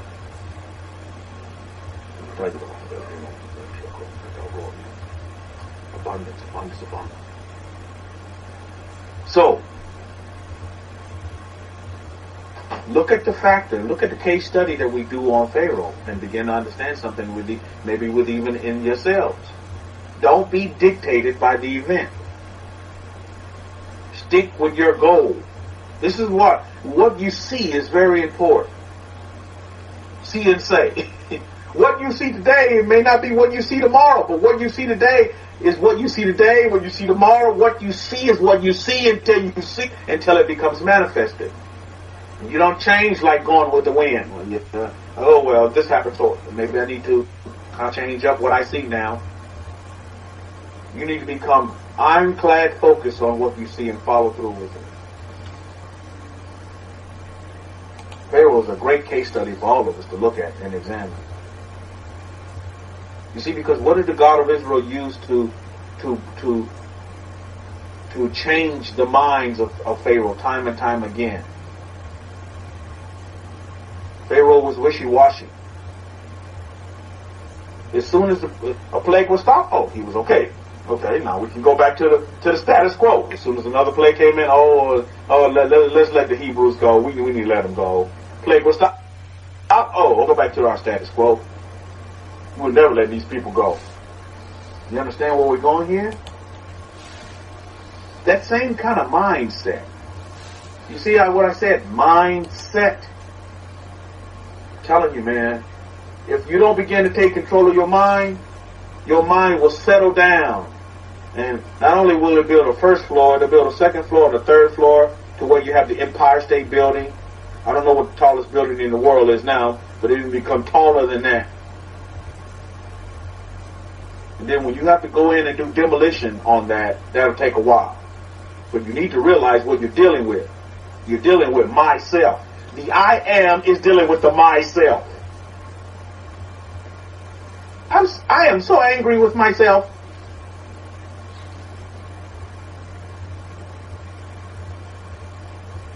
You need to understand what you're going up against. You built that big Empire State Building that you built. Sears Tower that you built. That's up for sale, by the way.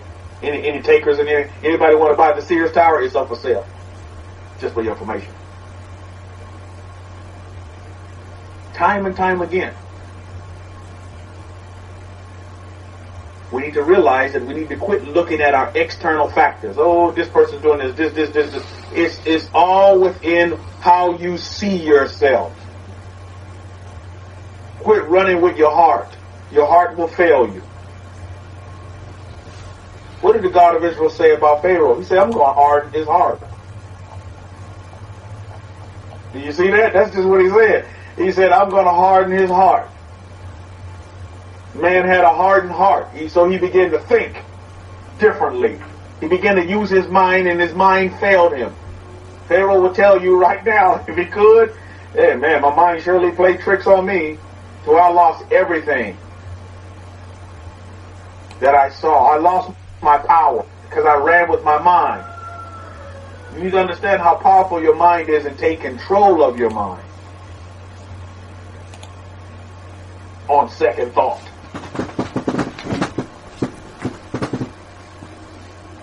You need to tell your mind how it's going to think in a second. That's what you need to do. And you need to formulate that. I'm telling you, we talk about the word conditioning. We talk about all of these other words that we can use to describe what has occurred to us over time. But see, now Israel is waking up now. So now we must go back to default. And what the son of Aaron is giving you is the default. Our default is the I am within us. Not, it's this person that did it, the white man did it to us, it's because this president did it to us, blah, blah, blah, blah, blah, blah. It's because of that woman, she did it to me. Now, I'm in financial hardship. It's because of that man that my emotions are all up in a ball, and blah, blah, blah, blah, blah, blah. Today, rewrite the narrative. Rewrite your story. Tell your story. What do you see? How come he talked about this? What do you see? What do you want to see? What do you see? You see, it's what you see. When you begin to understand truly what you see for yourself and begin to manifest and begin to call forth and begin to, attract truly what you want in your life, what you desire, what makes you happy. You're focusing too much on what made you sad, what hurt you, how many times somebody broke your heart, how many times someone hardened your heart, and you're thinking about all these experiences that hold no weight and no water to today, to now. You can change your now, Mishpah. It's quite easy. It's quite easy. It doesn't cost any money. You just need to begin to do it. You just need to begin to apply. You need to begin to realize who you really are. The I am side, and not the myself side.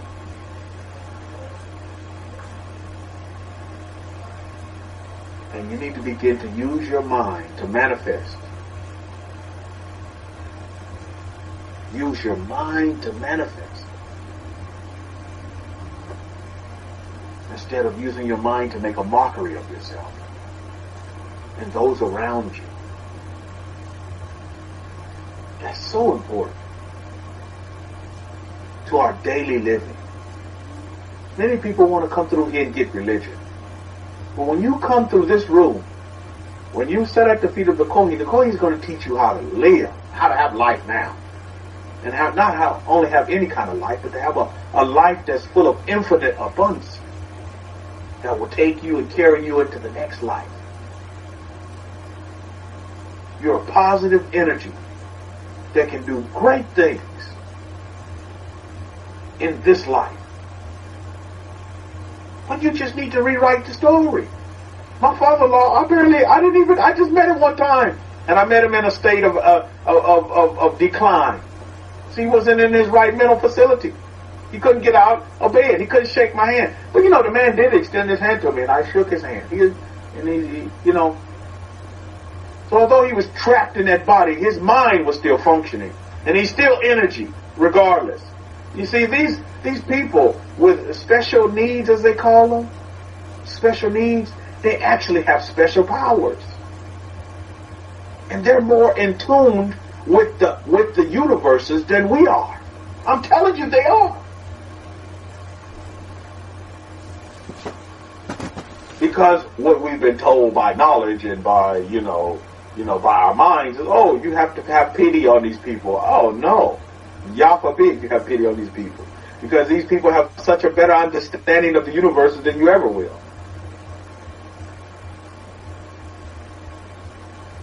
They really do. The importance on life, they know about it. They really do. So for anyone that has the opportunity to care for someone like that, it's such a blessing. It's such a great blessing. A great blessing to be able to care and provide a service for others. Maybe it may not be in the medical field, maybe it be in the financial field, whatever, but you're providing a service for others. You're in service to others. Start to see your profession as that. And not as, oh, I'm going to work, honey. No, you're going to provide a service. And that'll give you such a motivation. That'll put such a electric shock down your back. My goodness. That you'll be happy to get up in the morning. With the understanding that you're providing a service. You're providing a service to others. Not only any kind of service, but you're providing great service to others. You must look beyond what you see. Look to the stars. Because, I began to think about this. I was meditating on this week. I really began to think about, how the Creator wants us to look towards the universe that's created. Not just look at this earth, but we must look outside of this planet. When you look at most of our patriarchs, on the day of their birth, there was always a sign, and that sign was always from what? It was always from what? From what? From heavens.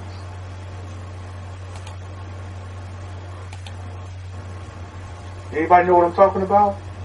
Look at Abraham. What happened when Abraham was born? What happened when the Master Yeshua, Jesus of Nazareth, was born? What was seen? Was something on this earth seen? Or was it something in the heavens that was seen? That was a notifier. That was the calling call. It was a star. Look to the stars, I'm telling you. There's a lot of weight in that. Look to stars and look to stones. Stones are key as well. I want to look at that for a minute in this Parsha in our history. Because I want you to note something. In this battle that took place in this Parsha, as we read of the battle, the fight that happened, and as we see Yosef, Yeshua, Yeshua, however you want to say his name, Joshua. As we see Joshua rounding up the troops here and preparing for battle. What was Moses' role? Can anybody tell me? What was Moses' role? What did Moses do when Joshua had the troops lined up and ready for battle? Anybody tell me? What was, any of you read the Parsha? You know our history? What did Moses do? What was his role? Did Moses and Aaron, did they have the nunchucks? And Bruce Leroy ready to go into battle as well? What was Moses' role? Anyone? Read your Parsha? Well, let's look at it for a minute. Let's look at it. Look at Exodus chapter 17, starting at verse 8. Then Amalek came and fought with Israel and Rephidim. Look at verse 9. And Moshe and Moses said to Yeshua, however you want to say, Joshua, choose us some men to go out and fight with Amalek tomorrow, and I will stand on top of the hill with a rod of Elohim in my hand. You see it? The rod of Elohim in his hand. Look at verse 10.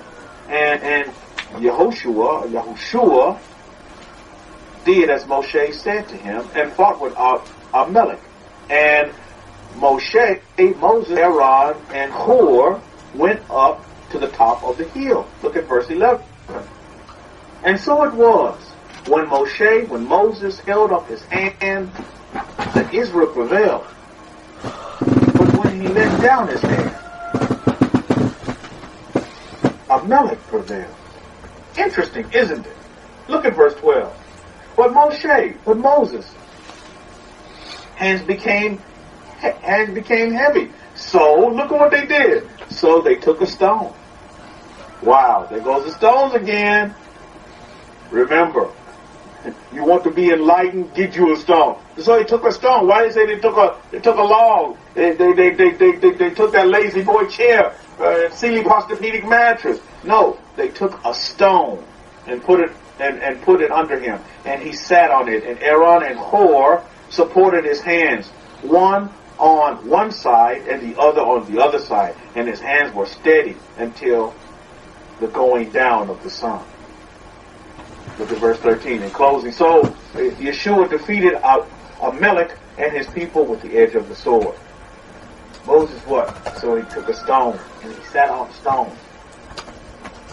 Stars and stones, Mishpah. Gentiles tell you sticks and stones. You see? Gentiles tell you sticks and stones. I tell you this day, stars and stones are what you need to look at to connect you. You see, in your awakening, you need to be reconnected. You need to be restored. Part of the restoration process is renewing yourself. You see? Kohen says Moses manifested victory. The rest was theatrics. Indeed. He manifested the victory, as you can see. Because when Moses' hands went down, what happened? All the theatrics down there wasn't in the favor of the Hebrews. But as long as Moses had his hands up, my goodness. Stars and stones, Mishpah. Stars and stones. Stars and stones won't break your bones. And names will never hurt you. Why? It's because of what the story you write. So what people say about you. So many of you are concerned what other people say about you. You need to write your own story. And some of you having difficulty writing your own story is because you're allowing your brain, your mind to write your story for you. And some of the narration in these stories that your mind is writing for you is not a happy ending story. Why do you think some people say, I'm so confused. I'm so confused. Oh, I'm so depressed. Oh, I'm so angry. It's because you are allowing your mind, your I am, you're using your I am in the wrong way. I am depressed. Well, guess what you're going to be? The king of depression. Or the queen of depression. I am angry. Well, guess what you're going to be? Super angry.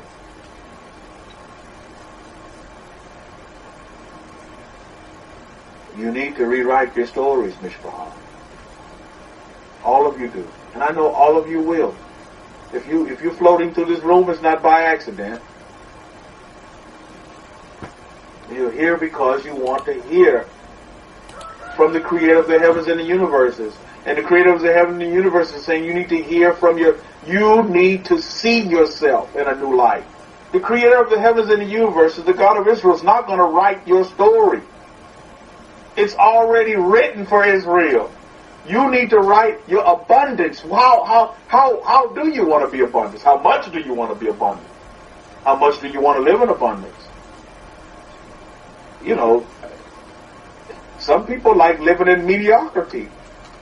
But that's not why you were created, to live in mediocrity. But religions have told you that. Oh, you live in a refrigerator box? Oh, great. Great is your reward in heaven.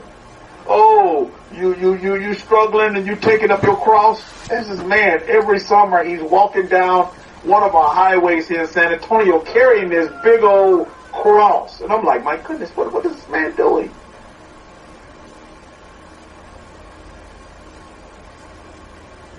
When Jesus said for him to live a life of abundance.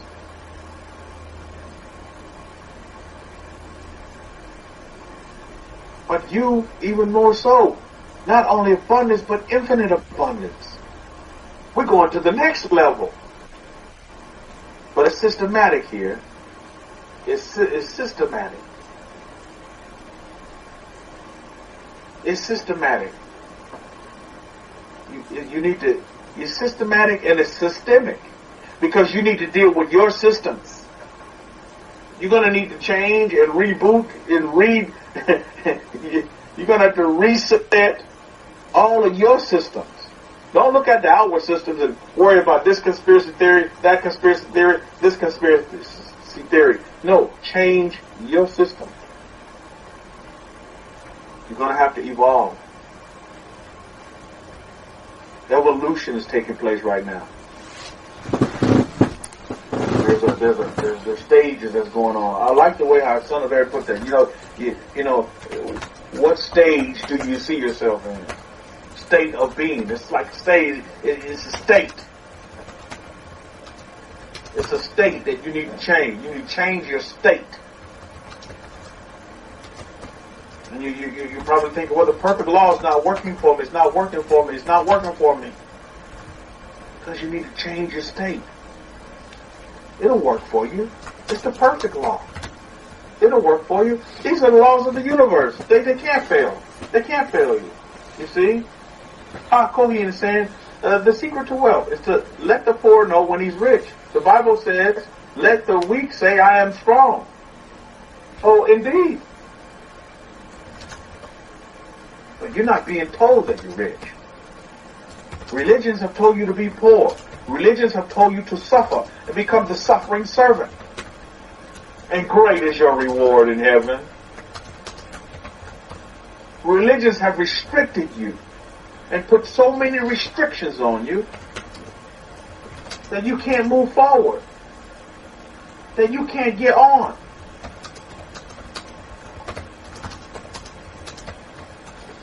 That's what religion has done for you.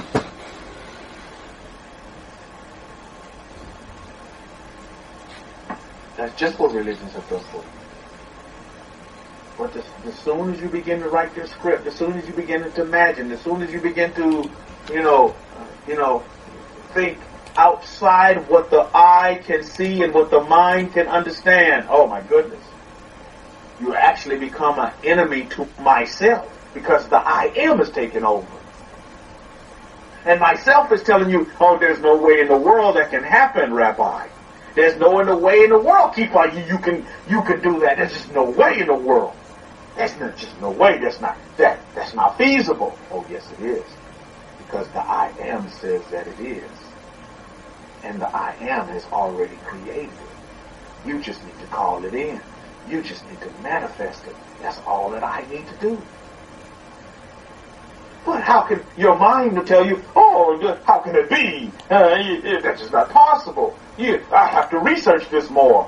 I'm going to have to go ask Hagee if this is the truth. I'm going to have to, no, you don't have to do any of that. You just need to reel it in.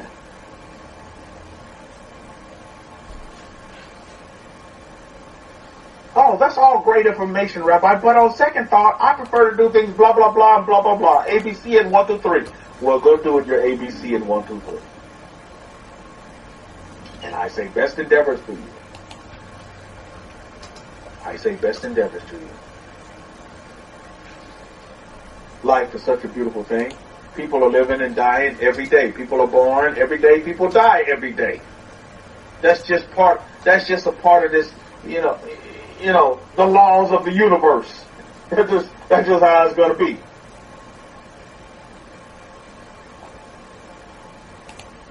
When you go through this life, you need to ask yourself as you go through this life, you need to ask yourself, am I making the mark? Am I truly, doing what I'm supposed to do? And the question is, what are you supposed to be doing? What do you like to do? What brings you pleasure? What gives you peace? What makes you happy? You need to find these things out. You do. You don't copy the template from somebody else. Find these things out for yourself. Your template may not be my template. So be it. Don't be like Pharaoh and be between two minds. Next day you're that. One day you're this, next day you're that. No, don't be that.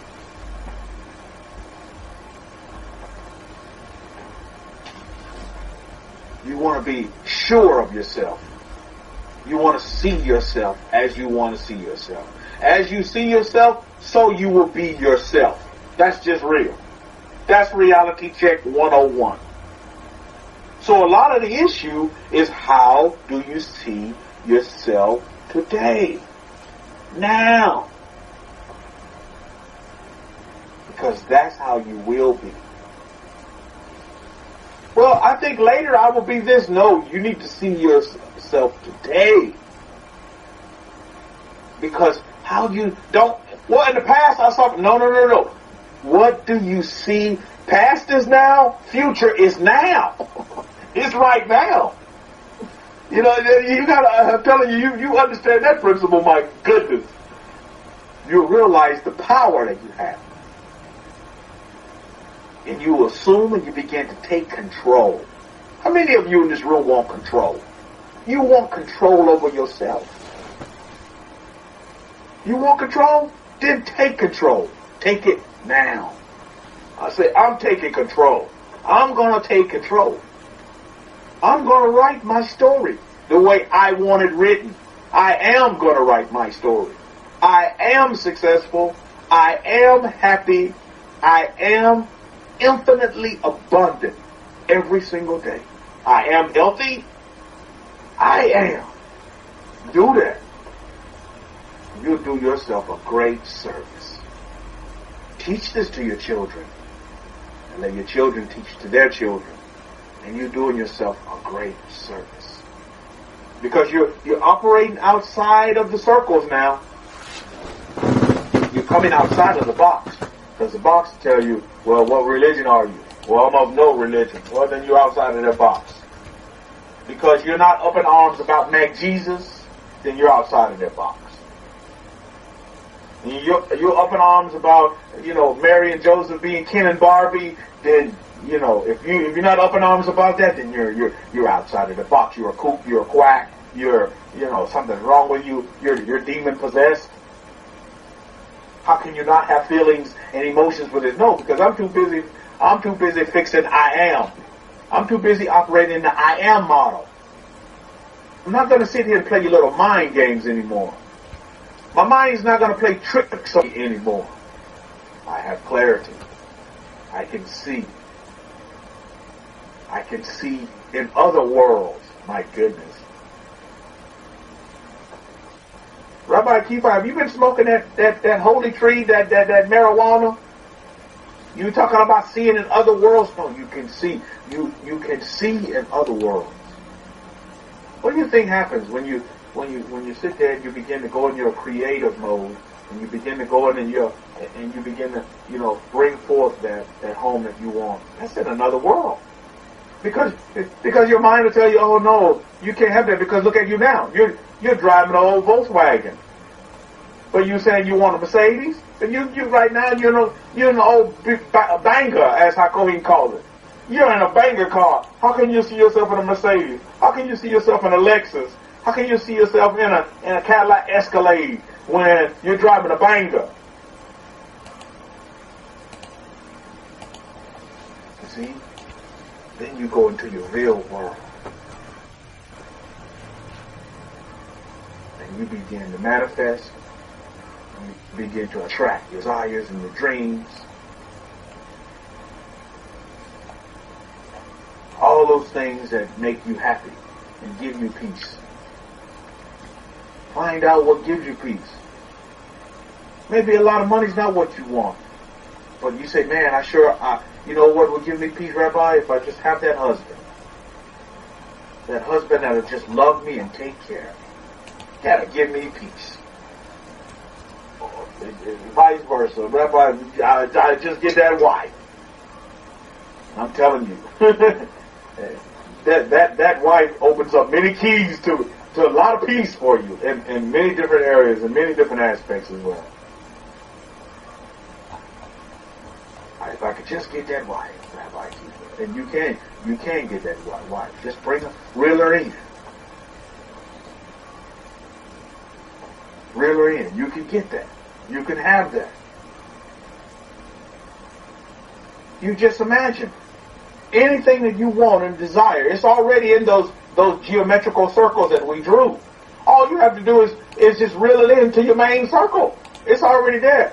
You don't have to create it, as Hakohin told you. That's another mind trick. Just like I learned today, cooking on the Shabbat, not cooking on the Shabbat. Another mind trick. You see these mind tricks that are being exposed now? I hope you all understand. And I give thanks to the God of Israel. Because now you're totally being able to live free.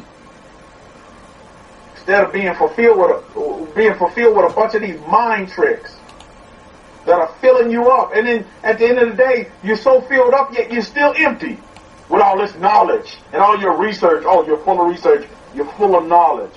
But yet you're still so empty. That's telltale sign for me that I need to evacuate. I need to evacuate. I need to be looking for the fire escape because I'm getting out of here.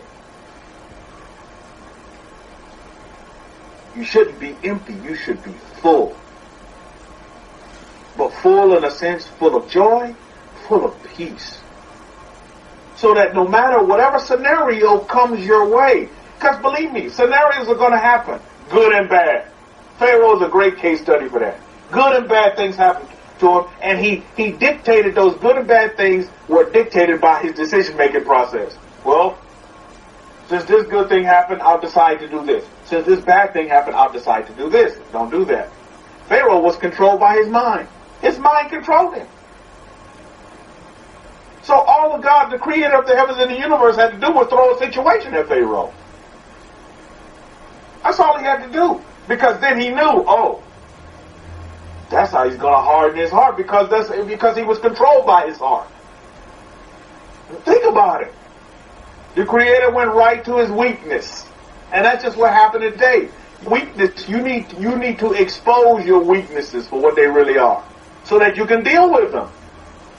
But if you notice that the mind will tell you just the opposite. Oh, you need to subdue your weaknesses. Oh, don't tell nobody. Keep it a secret. Ignore your weaknesses and they'll go away. That's what your mind will tell you. Oh, just ignore your weaknesses and they'll go away. How many of you know what I'm talking about? Just act like they're not there, and eventually they'll leave the room. Your weaknesses. No, they won't. Your weaknesses will keep tearing you down to where you're almost nothing. You need to expose them. Expose your weaknesses for what they really are, so that you can deal with them. But what does that require? That requires you being honest with yourself. You see, when you begin to do these kind of techniques, then you become enlightened. Then the light comes on. The light bulb comes on within you. Like, oh, I get it. I see now. And you continue to keep getting it. Oh, I get it. This day you get it. And next day you get it. And you continue to get it. And you're getting it. And you're getting it. Go get it, and keep getting it. Wow. That's infinite abundance. You're continuing to get it. You never stop getting it. You know those who fail? I see a lot of failure in those who say, oh, I got it. Oh, I got it. Then they realize they're just starting to get it. But they say, I got it. So that's where the buck stops. Oh, I got it. And that's it. No. That's just the beginning. You still continue to get it. I'm getting it. I'm getting it. Now I'm getting it even more. I'm getting it. I'm getting it. Be careful of those that say they got it, because they have nothing. These are the ones that are empty. Life doesn't stop. Like I'm explaining to my wife. Your father's not dead. He just left that old fleshly body. Life doesn't stop. Your father's energy. He's life. He's light. Doesn't stop. Doesn't stop, Mishpah. It just doesn't stop. You need to understand that. So what do you need to do? It never stops. You're right, Rabbi Benia. That's good discussions to have. Because what does that do? It reinforces who you really are. As creations of the Creator of the heavens and the universe, and having a part of Him breathe within your nostrils, that breath of life that animates you and gives you the ability to do great things. Also gives you the ability to create disaster for yourself, to make a muck of it, but it gives you the ability to do great things. More importantly, it's just to be happy. If I tell you what, if everybody's happy meter on the face of this earth would be better, I'm telling you, they've done studies on this. Science has proven that that the happiness factor extends their life. I think it's in Austria or Norway, somewhere over there. They're considered the happiest people. And they have the longest lifespan on this earth. They live longer lives because they are the happiest people. They stay happy.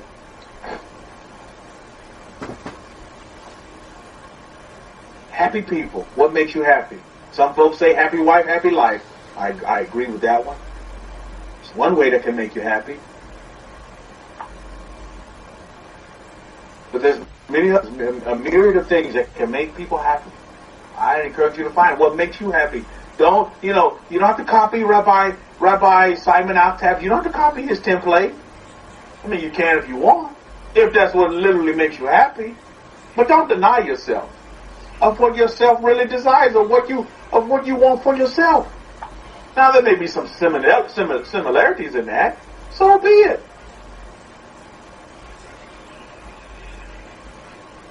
But find your own template, modify it, make your own template for yourself, and then just begin to manifest it. Let your mind manifest. Put your mind on that path, and you'll do yourself a great service. Great service. Did you all get the definition of prayer today? I really hope you understand what prayer really is. I tell you what, I really begin to understand what prayer really is now. After being a Catholic for so long, Christian even a little bit longer. I hope you all understand what prayer really is, Mishpah. Effective prayer. Effective prayer will change your life and begin to wake up the I am that is within you. Because you all have the I am. If you proclaim to be, if you do proclaim to be part of the Creator or not, you all have the I am within you. I'm not going to sit here and give you a religious speech because that's not what you need. And that's not my makeup. Just sit here and give you the religious mumbo jumbo. We all need to learn how to live this life that we've been given. And live it how? Infinitely abundant. You see? He says, the mumbo jumbo, they have Hagee and others. Oh, indeed. For the mumbo jumbo, they do have Hagee and others. But there are a lot of others out there. But if you want to come in and get, well, Rabbi so-and-so said this, and Rabbi so-and-so said this, and the Talmud says this, and you look at this tractate and break it down, and it says this, and this rabbi did this, and he did the blah, blah, blah, blah, blah. No time for that. There's no time for that. There's just no time for that. Rabbi Hanania did this, and he said this, and the rabbi said this. Oh, forget about it. Please. Literally, forget about it. You write your tractate today. That's what you need to do. Start today. And you decide what you're going to write. What you're going to manifest. What do you like? What do you love? What do you desire? What are your thoughts?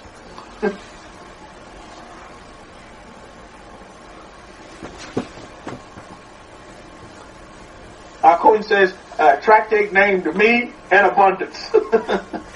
How we go forward. What a tractate. I tell you, that's what we need to do. Instead of worried about the past. This, that. This rabbi, this. Well, that rabbi dead, Miss Bahar. That rabbi's dead and gone. This, and that. So what are you going to do? What are you going to do? That rabbi wrote his tractate. You write yours.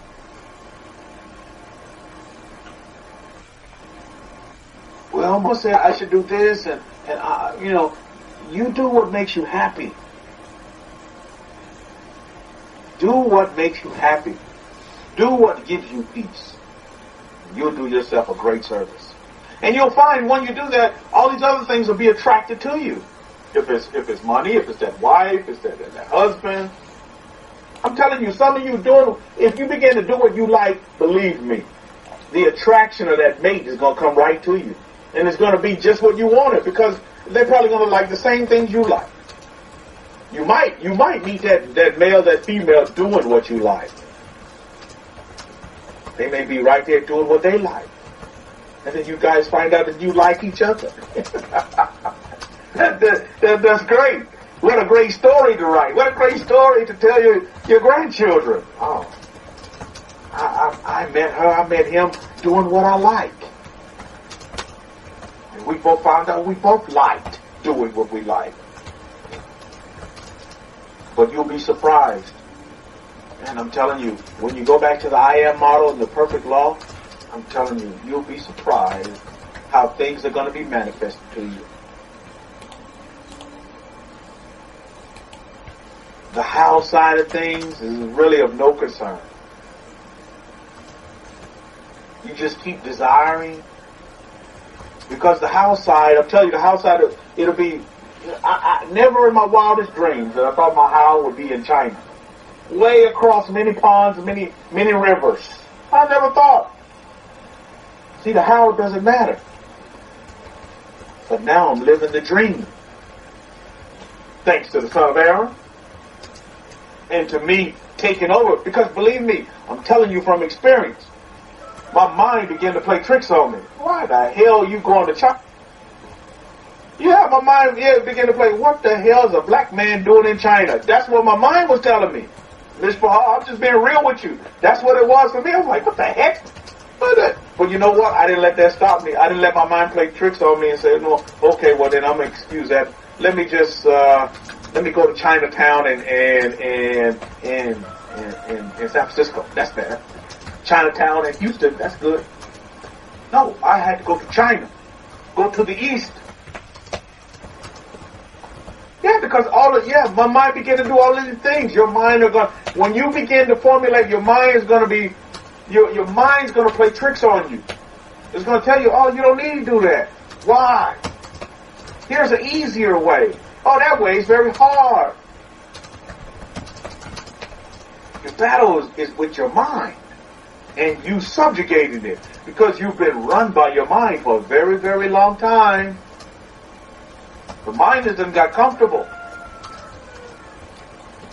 Very comfortable. Done moved in. You got new furniture in there. Done paid the lease for a couple of years. You think your mind trying to go somewhere? No. But your subconscious wants to begin to work. When you come into the I am model, you'll find that your subconscious there's an awakening that takes place with your subconscious. I'm telling you, this stuff is real. And you all have a subconscious. Do you believe that? You do. You have a subconscious, and you have a conscience, and you have a spirit man. And, I mean, my goodness, you're made up of so many things. But on the surface, we are busy just fighting ourselves. Oh, I am so angry with myself. And you sit there fighting yourself, and you're fighting yourself, and you're fighting yourself, and you're fighting yourself. And yourself is winning. The myself is kicking your butt. Oh, I'm so depressed. Oh, I can't get ahead. I can't do this. I can't do that. I'm not happy. I don't have peace. I'm very angry. Blah, blah, blah, and blah, blah, blah. There it goes. Oh, I'm so confused. It's because you haven't taken control. You haven't taken control of your mind. And that's what you need to do. Kohen, the son of Aaron, is giving you step after step after step. And believe me, they work. They work. You just have to keep working them. Work the steps. Work the instruction. Just keep doing it. And before you know it, you'll be freed. I'm telling you, you'll see everything. You'll see, you outside looking at nature, you'll see it in a different light. You'll see your wife and your husband in a different light. You'll see that tree in a different light. You'll see birds and hear birds that you never heard before in your life. You'll see these things in a different light. And you'll truly have an appreciation for life itself. Why? It's because now you're becoming enlightened. That light within you is oh my goodness, boom. It's just like an atomic bomb bursting within inside of yourself. And then you'll understand what purpose really is. But don't be like Pharaoh and start second guessing. Say, wait a minute. I'm do this, but and then you don't do it. And then you're here today, you're there tomorrow. Teeter-totter. Don't be teeter-totter. Be firm. Be fair with yourself and be firm. Be fair with yourself. You might be able to fool others, but you need to be fair with yourself. We serve a God that's just and fair. The laws of the universe are just and fair. The perfect law is just and fair. It doesn't discriminate based on McDonald, Mac Daddy, Mac Burger. It doesn't discriminate, does it? These are the universal laws. Bernie Mac and cheese. It doesn't matter. It doesn't discriminate.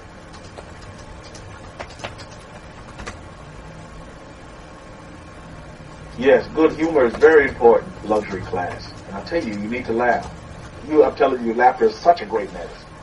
My wife loves me because I make her laugh. And I know, I see that in Hakoi's relationship with his wife as well. He's always laughing and making jokes. That's the light. That's making light of your enlightenment. That you're part of light. You're supposed to make things light. We're told in our books that the yoke, the burden of the Torah is easy, and the yoke is, my burden is easy. What is it? The yoke is easy and burden is light. That's real. You must have that humorous bone within you. This is what makes life so enjoyable. So enjoyable. But yet for some, life is not enjoyable. Life is a burden and not a blessing. Life is not full of abundance, infinite abundance. Life is a struggle. You need to rewrite your story. This day, now, you can rewrite your story. I'm so grateful for the son of Aaron. I'm so grateful. I'm so grateful for having HaKohen in our gates. So close. I tell you, I'm so grateful. That's the best word I could use to give gratitude and thanks. I mean, the lecture today about the Shabbat and cooking on the Shabbat, that you're not going to be taught that nowhere else in this world. I guarantee you. But you heard it here today. Aren't you all grateful? Do you understand what a revelation that is? That's, oh my goodness. See, your mind playing tricks on you. My goodness. Can you recap it? You're going to, luxury class basically is this. You can cook food on the Shabbat, on the Sabbath day in the morning. Prepare it fresh. Prepare your things that you're going to make. Prepare them the night before, Friday night, Saturday morning. You can cook it. Cook it. Yeah, cook it. You can cook it. That's the decree. That's that's the facts on the ground. That's our history. It's okay to cook it. You can cook it. It's perfectly fine. Perfectly fine to burn it up on the Shabbat. Cook your food on the Shabbat. Prepare it the night before. Cook it fresh. Wow. Gas and electric, baby, all the way. Cook it fresh. Eat it fresh. Enjoy your meals on the Shabbat. Take the work. This is what I got out of the lecture. Take the work off of your wife in preparation on the Shabbat, because she's not supposed to work on the Shabbat. Prepare it Friday night. Have the wife prepare it Friday night, put it in the fridge. Saturday morning, fire it up. Fire it up, Mishpah.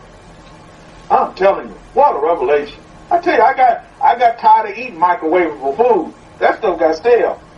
Prepare it fresh. Have it fresh and hot off the grill. I mean, you know what I'm talking about. My goodness, prepare your food. There you go, fresh and hot.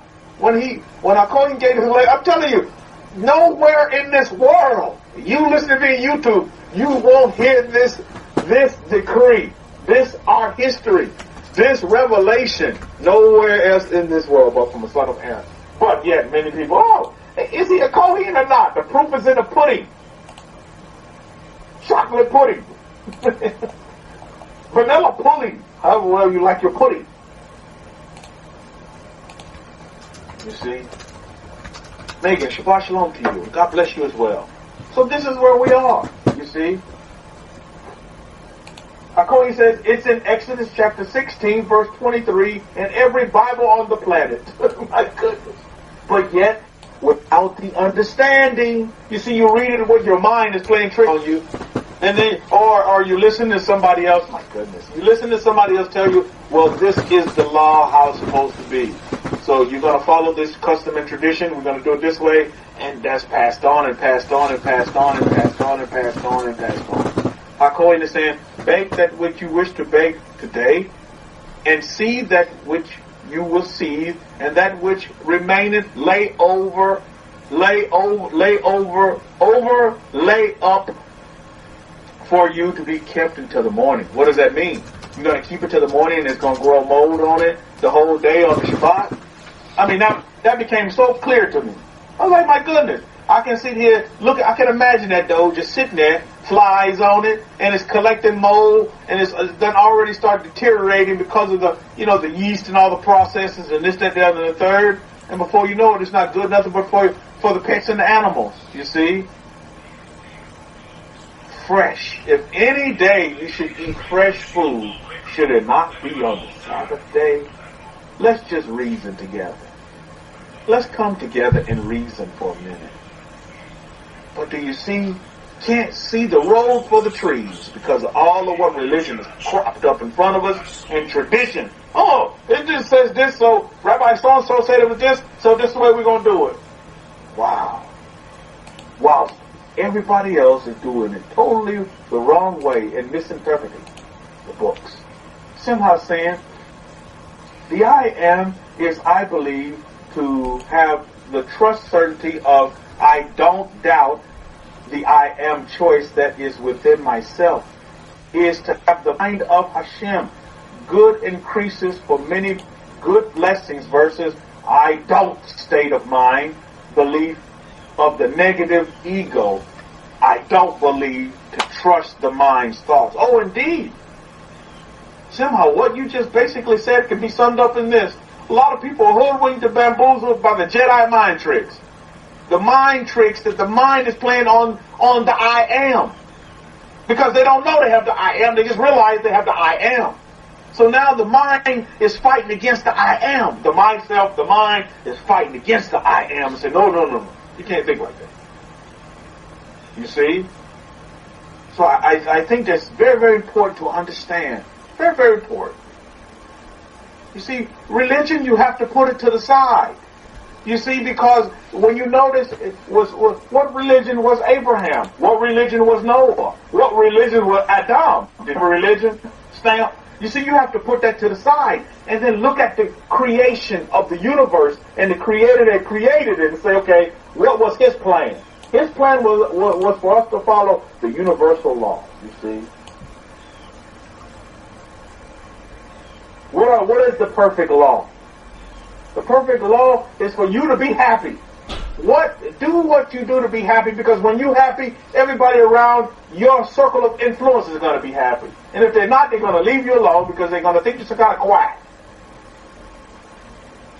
What does it mean for you to have peace? What things do you need around you to help you be peaceful? What things do you need around you to help you be happy? What do you want? What do you desire? You see? Indeed, love others is the greatest commandment making, but what does it take for you to love others? You know what I mean? Let's get to the meat and potatoes of it. Because let's face it, at the end of the day, it means, not self-sacrifice to love others. Well, there we go. To carry your cross. Well, I don't have to. Where's the mandate in there for me to carry my cross? See, religion told you to carry your cross. But the God of the universe has never told you to carry no cross. He didn't tell you to carry no cross. He said his yoke is easy and his burden is light. That doesn't seem like a cross to me. But you see, this is what we've been told by religions. We've been conditioned by these religions to subjugate us and put us down and to tell us that, oh no, we have to sacrifice. We have to be the suffering servant. No, we don't. The God of Israel wants us to live in abundance. He wants us to live in abundance, you see. He wants us to live in abundance. And to be infinitely abundant. And to multiply. And to be fruitful. See, these are the things that we're supposed to be doing. This is what we're supposed to be doing. This is what mandated for us to do as His creation. But then here comes religion. Lo and behold, Johnny come lately, religion comes in. And what does it do? It subjugates you. And it tells you all of these things that pulls you away from your I am. That pulls you away from your I am. Macon says religion it just means to connect to God. Yeah, but to what God? But to what God, you see? If you're here for religion, you're in the wrong place. This is not a religious place. Then you're in the wrong place if you're here to promote religion. You're in the wrong place. But you can stay. But you're not going to get religion here. You're going to get a way of life. Moses, he followed a way of life. Abraham, Noah, they followed ways of life. You see? If you stay a minute, maybe you will understand. You can listen to the lectures on YouTube as well. But you see that's the whole purpose. Did God create religion? The creator of the heavens and the universe. Did He make religion? I submit to you not. The creator of the heavens and the universe has wanted humanity, the people that He created, to live a certain way and to be happy. You see? Think about it. Let's reason together. Let's reason together for a minute. Yes, to be happy, to have peace, as we call shalom, is to have peace and for happiness. He wants you to be happy.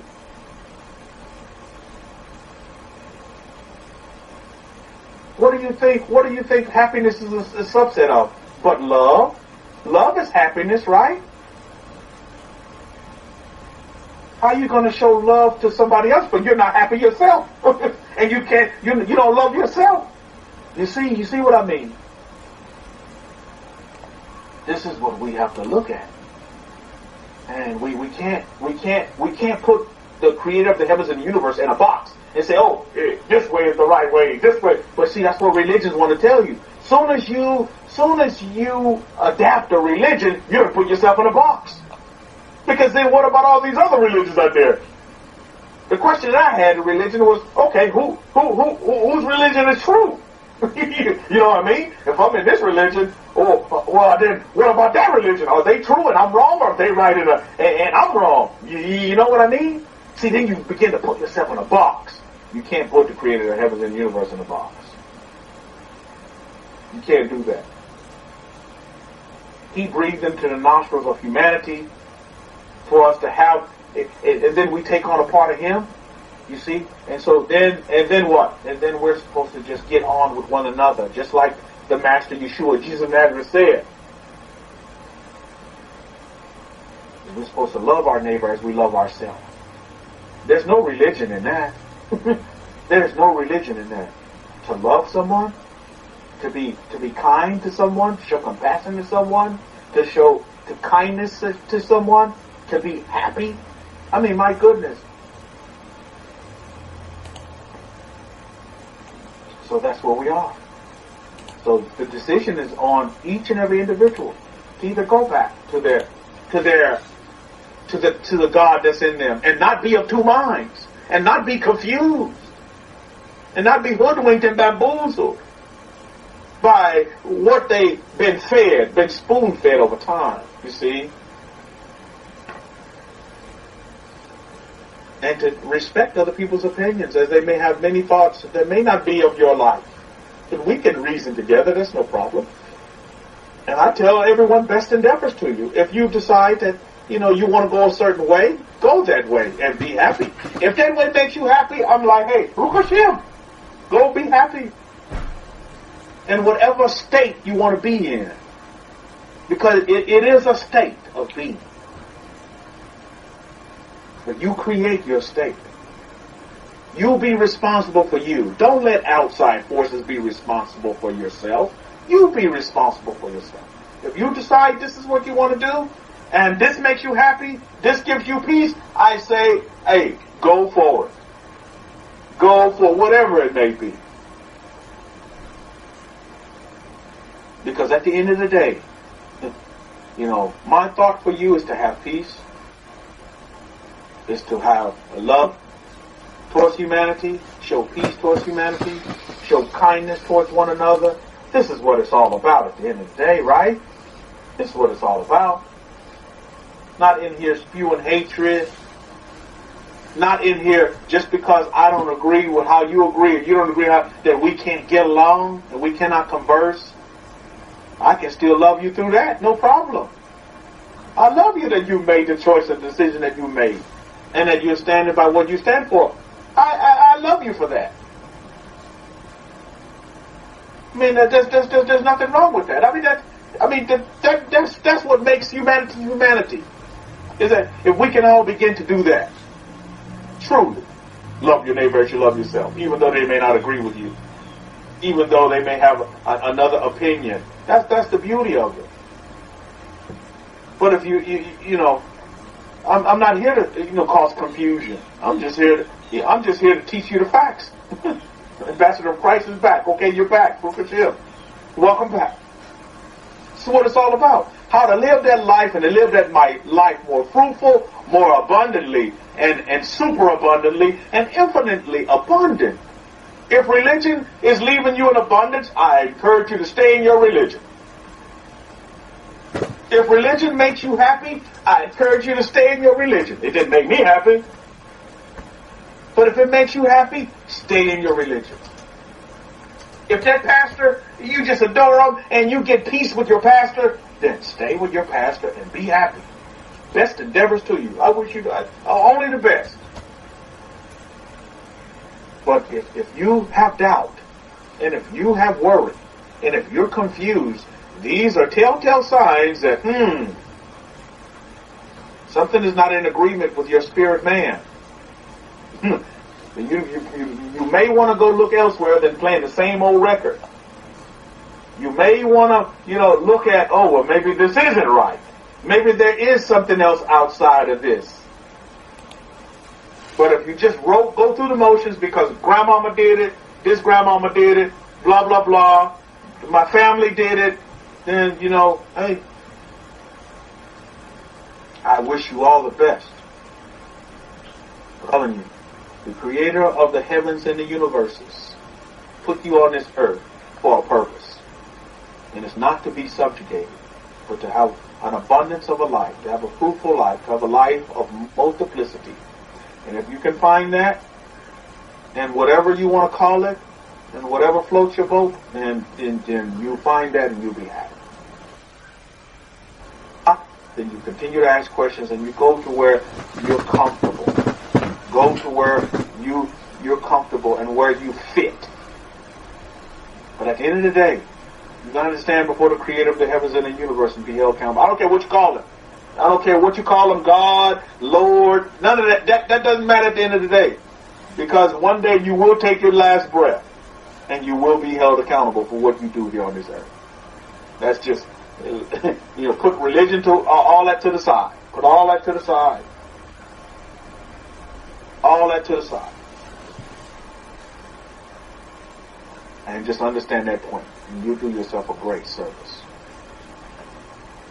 On that note, I think I'll wrap it up. But I'll say this. Don't be of two minds. And, you see, it's that on that second thought that'll get you in a lot of trouble. On second thought, maybe I should have done this, blah, blah, blah, blah, blah, blah. Begin to take control of your mind. And don't let your mind continue to take control of you. Subjugate your mind. Use your mind for manifestation. For positive manifestation that you want to happen in your life. And you do yourself a great service. It's a great, great service. Making the sense, what he's saying, it is important. It is important what we call God. Oh, really? Okay, if that's what you think, then so you will think that. As a man or as a woman thinks, so he will be. Or so she will be.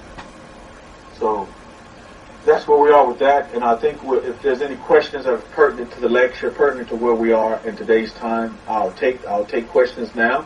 If not, I'm going to turn it back over to Rabbi Simon Altav, and we'll continue on. We'll continue on. And you press on, being happy, and continue to create and manifest things in your life that you desire and aspire for yourself. That's what's important. That's very, very important. So, Megan, you're welcome to go to our website. We have great information on there. You can listen to the lectures on YouTube as well. And so you can kind of get caught up and up to speed to, our way of living. There's no religion here. There's just no religion. You're spewing out religion to me, but there's no religion here. So, I'm not going to sit here and try to disprove your religion because your religion is your fact as you know it. And I respect that. I totally do.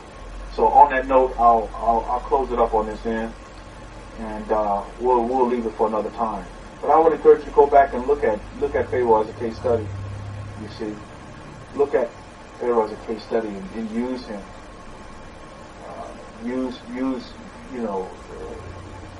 How the interaction between him and the Hebrews, how it went down, and use that to really help you in your life. In your manifestation, in your attracting, in your vibration, and in your I am mode. Stay in the I am mode, begin to adopt the I am mode, and begin to continue to imagine what you desire for yourself, and then manifest it and watch it come forth. It will. You have the Kohen to help you, utilize it. He's a great tool that can be utilized. Son of Aaron can be utilized to really assist you in today's time. As we're in this age, and we're not here just to live mediocre lives, but to manifest great things and to truly be found pleasing in the eyes of the Most High. On that note, we'll wrap it up, and I'll say shalom, shalom, and Shabbat shalom to all of you, Mishpachah. I encourage you all to have a wonderful Shabbat and enjoy your time. I'll tell you, revelation, instruction for me today as well. As far as with the Shabbat is concerned, my wife is going to be so very happy that she can cook a hot, fresh meal on the Shabbat. Because my wife loves cooking. Here's a testimony as well. You know, I was courting my wife, and I went to China, and she told me, I don't like cooking. I just don't like cooking. I don't like cooking. So, I tell you what. And so she comes over here. She comes over here to America. And now, Mishpachah, because I began to tell myself, you know what? I began to rewrite her story. I began to rewrite our story because she's a part of my family. I began to say, you know what? My wife is going to love to cook. She's going to come to America and she's going to love to cook. She's going to just love cooking. She's going to love cook. She's going to cook many good meals. And so guess what? She comes to America now. She just told me last night, oh, I love cooking. I never thought I would love cooking. I love cooking so much.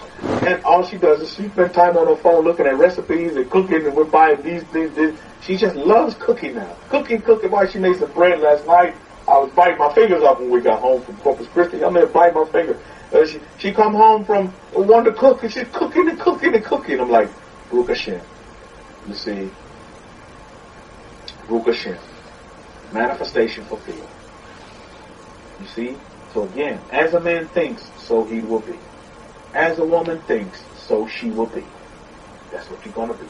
So here's the question. Are you happy with your being?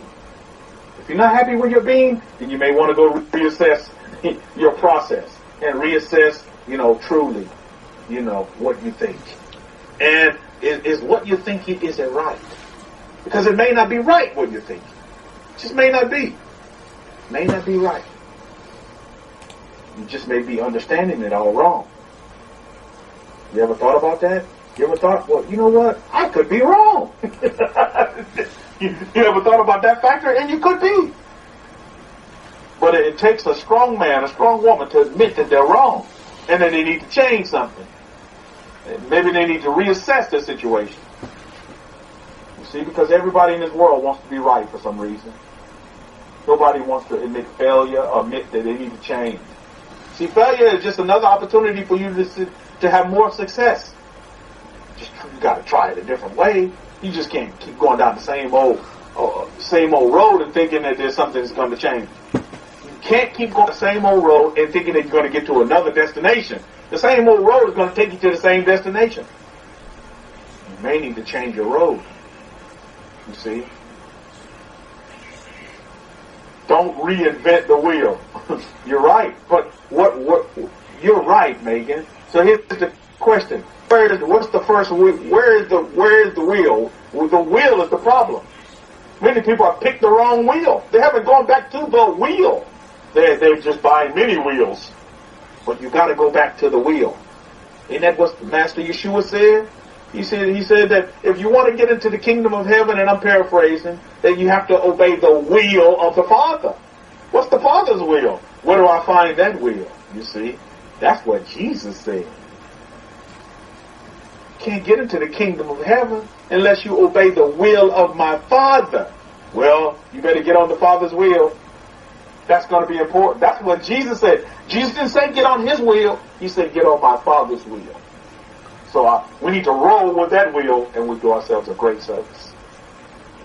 All right, Shabbat Shalom to all of you, Mishpachah. Have a wonderful Shabbat. We'll turn it over to HaKohen. All right, over to HaKohen. Tuda for that, Rabbi Kefa. Tuda, that's great. Okay, so I see we have some hardcore religionists in here. Let me address Megan. Thank you for your questions, Megan. Thank you for your questions. Now you mentioned having religion as some kind of security. So it looks like to me that only those people that are taking Jesus' words and turning them around, and they think that they got religion. Let me ask you one question. Where is Jesus in your life right now? Okay, so to you religion means connection to God. Fair enough. Where is Jesus in your life right now? What did Jesus say? Jesus said that I will be with you to the end of the age forever. Where is He in your life right now then? If He's with you to the end of the age, and if Jesus said He came that you may have life abundantly. Great, your Russian Orthodox Church, that's great. My point is this, that He said that He came that you may have life abundantly. What does abundance mean today to most people, sensible people? I'm not talking about, sensible outcome. Sensible people, abundance means to have all the happiness in your life. Happiness, happy families. And then have the amenities in your life. House, car, bit of bank balance. That is what abundance means to most people. Happiness. Have a happy family. Children. But when I look outside there, when I look at the church world, I look at your Russian Orthodox Church, and I look at the Christian Orthodox Church, what do I see? Bitter people, unhappy people, sad. They're giving this doctrine days in, days out to carry your cross, and what do they have? Bitterness. Unhappy families. Sons not happy, daughters not happy, families are not happy. Is that what Jesus gave? Is that what He said about abundantly and having life abundantly? That may not be your experience, but that is the experience of a lot of people out there that I see. And I don't think your Orthodox Church is any better.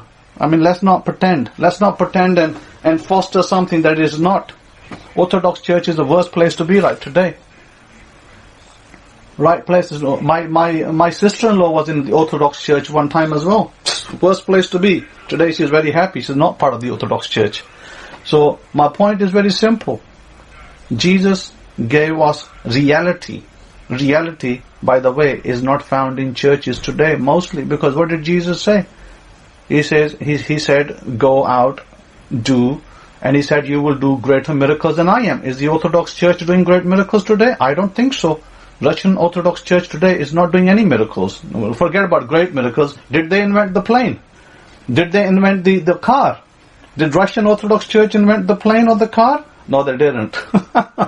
They didn't. And by the way, US is not falling apart. US is one of the greatest nations on this planet. Greatest nations on this earth. We have abundance because we have some great people over here. That's why. We have a great president as well. US is absolutely full of abundance. But unfortunately, most people don't know. Most people don't know that. And I'm not going to sit here and allow, somebody to just defame the US. This is our country. I love this country. This country is abundant country. This country has a great president, great people. We are a great society. Baruch Hashem Yahweh. Nothing could be better than that. Nothing could be further from the truth. So let us not believe something that is a total lie. I'm not going to entertain lies over here, because we are a great nation. We're a great nation, great people. Baruch Hashem Yahweh. I give thanks for the US. And saying that, where does Jesus want us? Where does Yeshua want us? He wants us to live an abundant life. How are we going to get it? How is Jesus in me? The I am is the Jesus in you. The I am is the Father in you. Somebody asked earlier, that is Jesus and the Father the same? Well, what did Jesus say? Jesus said that my Father is greater than me. So, no, Jesus and the Father are not the same. How could we see that in mystical analogy? The mystical analogy, Jesus has already told you that His Father is greater. So what is the I am in you? The I am in you is, hypothetically speaking, the Father. The I am in you is also Jesus. So somebody said, what about the Holy Trinity? Well, it is the Holy Trinity. Im Chokhmah, the Mother of Wisdom, the Holy Spirit is within you. Because where does it live? It lives within you. So where is that all encapsulated? That's all encapsulated in your mind, in your brain. That's where it is. And how do you utilize the Holy Trinity? You utilize the Holy Trinity by exactly the steps I gave you earlier. If you had joined the room earlier, and I suggest that you go and listen to my recording, you will know how to utilize the Holy Trinity. If you want to believe in the Holy Trinity, no problem. You want to believe in the oneness of God, no problem. Whatever you want to put forth as your definition of God, then that God already lives within you. That God is within you, and that God can do everything that you need. But if you're going to have this pretense, you want to carry this wood, this cross, this piece of cross. Well, Jesus didn't mean that, by the way. Jesus didn't say that, and Jesus didn't mean it. Jesus told exactly what he wanted from people and what he wanted people to be, and that's exactly that. To be happy, to have redemption, to live abundantly. And what does it mean? I explained it to you in one of the previous lectures. What did Jesus also say? You see, people don't mention the hard words of Jesus. They all like to mention the softy words. Carry your cross, it all sounds nice, doesn't it? Carry your cross. But they don't talk about when Jesus said that unless your righteousness exceeds the Pharisees, exceeds the Sadducees, you will not enter the kingdom of God. Well, that puts the Russian Orthodox Church out of redemption, by the way. If we go by that, because they haven't exceeded the Pharisees and the Sadducees. They do not know the commandments that the Jews do. So maybe surely that should put the Jews ahead of the pack, right? Because they know what the Pharisees and the Sadducees and how they lived their lives. They know that. So how come Israel is not at the forefront? Israel knows it. Israel knows it. So surely then one would reason if Israel knows how the Pharisees and the Sadducees lived because they have the ancient scripts, or maybe they have the ancient methods because the Jews all follow them, or at least the religious Jews, then maybe the religious Jews should be put forward into that category of having the kingdom. But actually, no, because the meaning is mystical. It's nothing to do with the Russian Orthodox, nothing to do with the English Orthodox, it's nothing to do with the Jewish Orthodox religion. No, it's to do with your understanding of the nature of the Bible. It's all mystical. It's talking mystically. Jesus was talking in parables. And what Jesus was saying is, if you attain your desires, if you attain your desires, then you will die. Then you will die with the redemption. If you don't attain your desires, you will die in your sins. So when I don't attain my desires, when I don't do the things that are going to make my family happy, guess what? I will die in my sins, and my family will be bemoaning me. Oh, why didn't he do anything for us? Why did he just die in his sins? Oh, where is he going to go? Heaven, hell, earth. All these things are created by men to deceive people, to cheat people out of their inheritance. The Bible doesn't say that. We don't have a law in the Torah that says when you die, you're going to go straight to hell, or you're going to go straight to heaven. There is no single statement in the Torah, the law of God. That is the law of God, by the way. The rest is all commentary. The law of God is found in the first 5 books, which tells you. Not a single time it tells you that you die, you go to hell. You die, you go to heaven. Not a single time it says that. Because what are we? We are energy. We are created from God Himself. So therefore, if God has put Himself within us, every one of us has God within us. So what do we do with that? Want to dance around with that? So go tell everybody that I need to follow this religion, that religion? No, God is within you. Now you start using that God within you. And if you are sensible, and if you understood what I said, then you will start using the God part in you, the particle, the I am in you. Because what does the Bible say? What the Bible tells you in Joel 3:10, let the weak say, I am strong. Well, let the poor say, I am wealthy. When the poor says, I am, pause, wealthy, what is the I am? The I am is the God part. Why did God say, let the weak say, I am strong? Why did God say to Abraham? Let's go back to Abraham. Let's see a conversation between Abraham and Sarah. What does Abraham say to Sarah? Abraham says to Sarah, God said, I am going to be a great nation. Listen to this. I am a great nation. Not I will be a great nation. I am a great, right in the present. And Abraham is, how old is Abraham? He's probably 99 years old, 100 years old, or 90, let's say he's 99 years old. He said, I am a great nation. And you know what Sarah will say? Say, honey, I'm a great nation. And Sarah will say, what are you talking about, Abraham, honey? You're not a great nation. You're an old man now. You're about to die soon. What do you mean you're a great nation? No, honey. God told me to tell everybody, I am a great nation. Guess what you're going to be telling everybody? I am wealthy. I am great. You're not going to go around saying, oh, I'm not good. Oh, I'm an imbecile. Oh, I'm a sinner. You're not going to do that. If you do that, you do a disservice to yourself. Because God told Abraham, you are a great nation. You are going to be a great nation. And then what did he say to Sarah? Sarah, your womb is dead. No worries. You're going to have a child. And what did Sarah then say? Sarah blushed. Am I going to be a child at this age? And then what did Sarah go around saying? I am going to have Isaac. And then what did Sarah would be saying around Abraham? I'm going to be pregnant. So what should you say if you need a baby? For those of you who wants a baby, those of the ladies who want a miracle in their life and have a baby, and maybe the doctors told you can't have a baby. What do you want in your life? You're going to say, I'm pregnant. I'm having a baby. I feel it. I'm pregnant. I'm having a baby. And guess what's going to happen in your life? You're going to have a baby. I have a testimony of a woman that lived with that.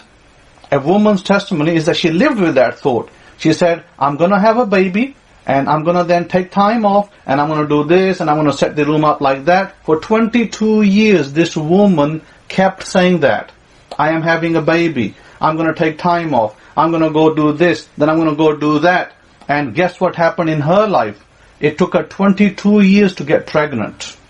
She became pregnant one day. And she had the baby. You know, people around her, they were looking at her and joking and laughing, saying, what's she talking about? She's going to have a baby. She's not pregnant, is she? And they're like, no, she's not pregnant. She don't have a baby. She don't have a child. She can't get pregnant. But she believes that she's going to get pregnant one day. So she keeps talking in the present, I'm pregnant, I'm having a baby, I'm going to do... So she kept telling herself, reminding herself that she is. Not that she will be, she is. So the secret is you need to tell yourself, to become wealthy is not some kind of mystical experience. You got to tell yourself that now, you are wealthy. I am wealthy. We see. I posted an article earlier of this Korean lady whose name is let me see her name, Soo Yoon Lee.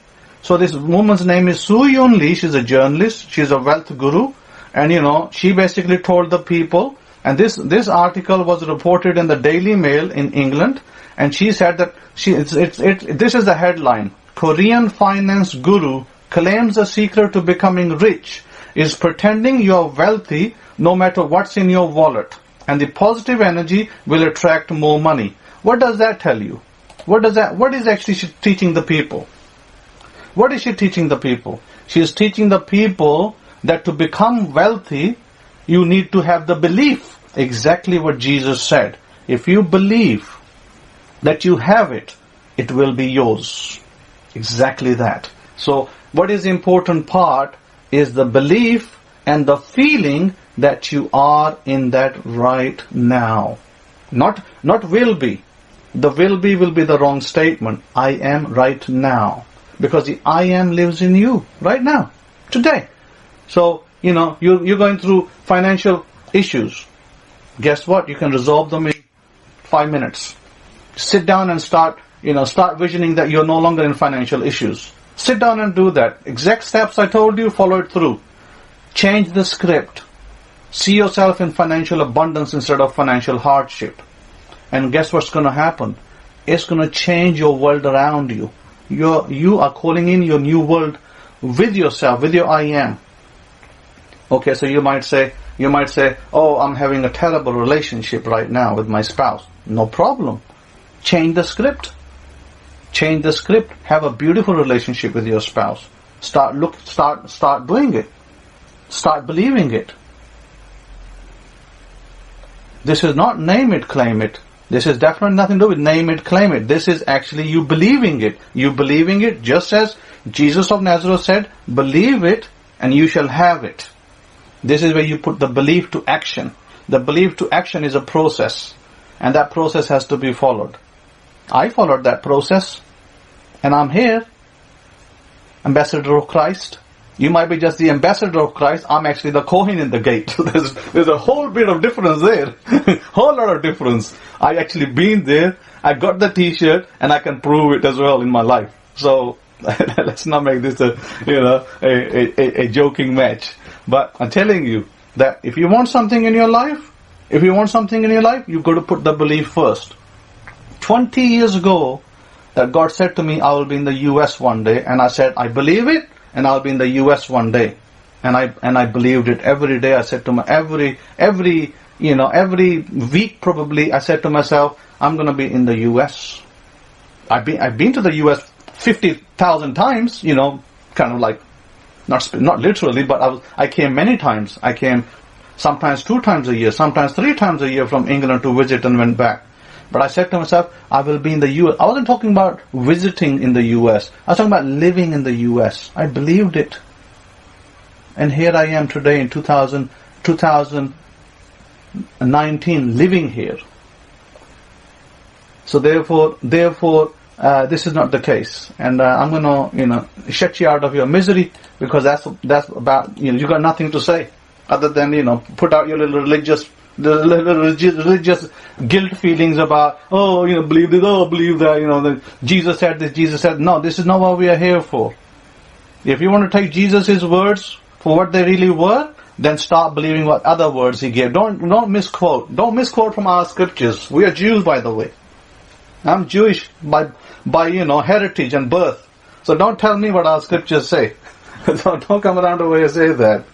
That's just silly, and that's just misleading, because Jesus was a Jew first, and then a Lord of people after that. So people got to find out he's a Lord after he was given birth. So Jesus is really the incarnation of Jesus is also something to be understood. It says that the Word became flesh. That is to be understood both literally and mystically. Mystically, how did the Word become flesh? Well, you say in your mouth, and you believe in your head, in your mind. What do you say? I am wealthy. Well, the Word is in your head. And what happens? The Word becomes flesh. You become wealthy. See, that is the mystical side of it. When you start understanding the Bible properly, your life will completely change. You will no longer be living the mediocre life that you lived. You'll live a prosperous life. You'll live an abundant life. And you will be thankful to God that that revelation came to you, to understand that. It's a revelation. It is a revelation.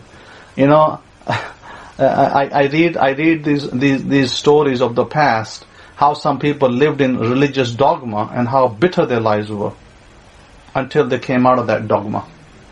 There is actually another life, and it's called the life of emancipation. Just the life that God gave when God took us out of Egypt. He emancipated us.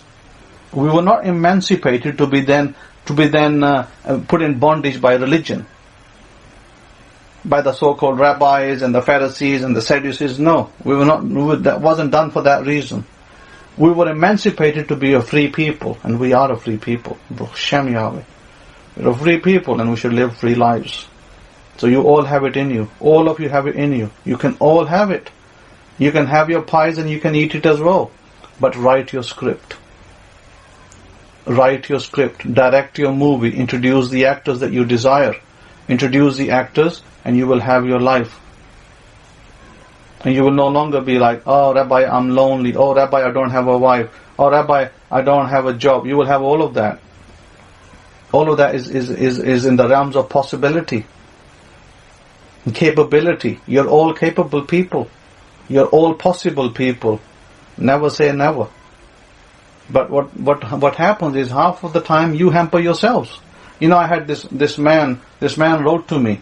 He said to me, I don't know why, Rabbi, that I'm getting people coming against me. He said, is there any precedence for that? Why are people coming against me? I said, there is no precedence for that.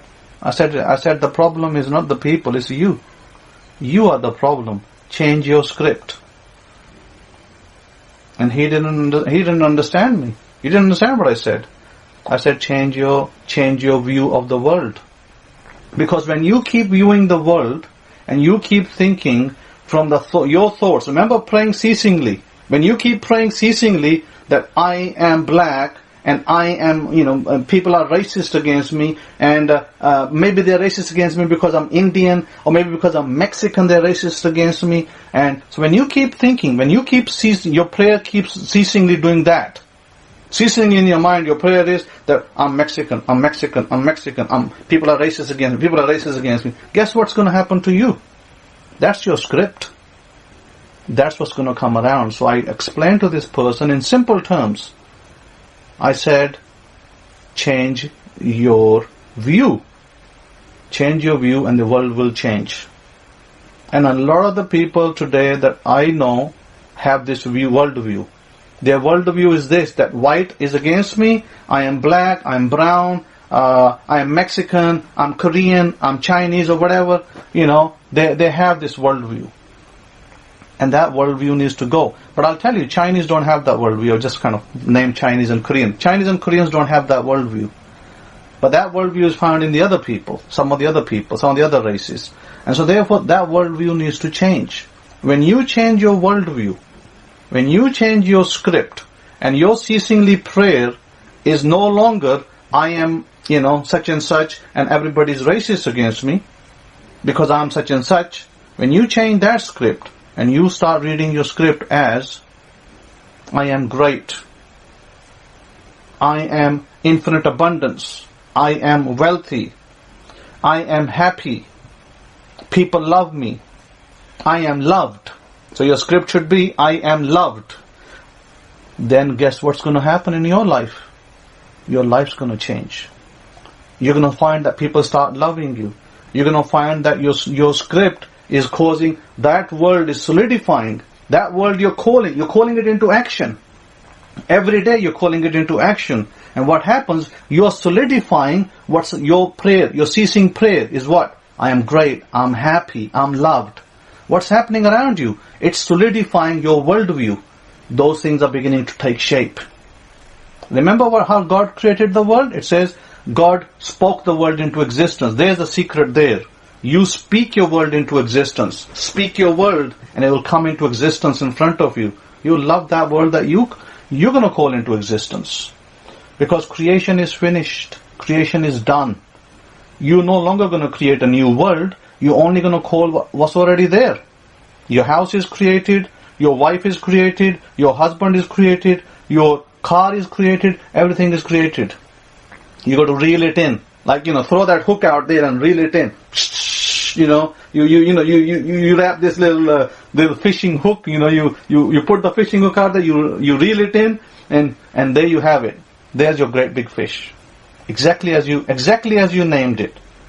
Because you heard Rabbi Kefa say that his wife hated cooking, didn't like cooking, and he just thought to him, he wrote the script that my wife will love cooking. And guess what his wife does today? She loves cooking. Because he wrote that script, and he then, in his mind, he then envisioned his wife loving cooking. So he did it for his wife. So you can do it for your children, you can do it for a loved one, you can do it for your children, you can make your children's lives better. Because if a child is struggling, you can make that child's life better. Change the script for that child. Start doing the good script for their child, so their life will improve. So you have that ability. But only, I said, don't do something wrong. Don't write something wrong for that child or for that other person, because then, it could come back to you in a negative way. So write positive, write good, anything to do with love, where you are actually trying to help people, trying to help yourself, is great. You can do that. But where is I don't know, it can be done. I'm not saying it can't be done. The law is a law. It can be done. It will work. You have the God part in you. You have the possibilities are endless. But you got to write those possibilities out. No one's going to come and do it for you. See, a lot of the people out there that are waiting in churches, in the pews, they want the pastor to do it for them. They want God to do it for them. But God is within you. If God is within you, who is going to do it? The God within you is going to do it, but you have to start acting right.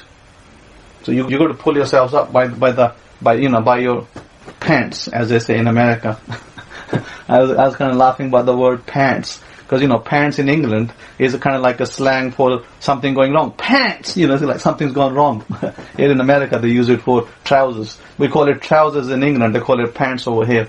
So, it's like totally different kind of scenario. So, you got to start doing it for yourself. Write your script. You got a business, you asked me the question about business. Can it improve the business? Absolutely. Write your script. You start seeing more customers. You start, writing your script that I'm receiving more customers. I'm getting more business. My business is flourishing. I got more customers coming in. And guess what's going to happen when you change your script? When you write that script and you're praying ceasingly in your mind, more customers, nicer business, more money, abundance. Guess what's going to come your way? Exactly those things that you are, because you're calling it in. You're reeling it in. And it's going to work like magic, because the I am in you, the God part in you, will do it. I think at some point the mic broke off, but everything is recorded. So I'm going to close the room, and I wish you all a great Shabbat Shalom. Those of you that are here, and those that are not here. You can listen to this MP3 recording potentially after the event. I wish you all well. Put things to practice. Listen to the recording. It will be online today at some point once I sort it out.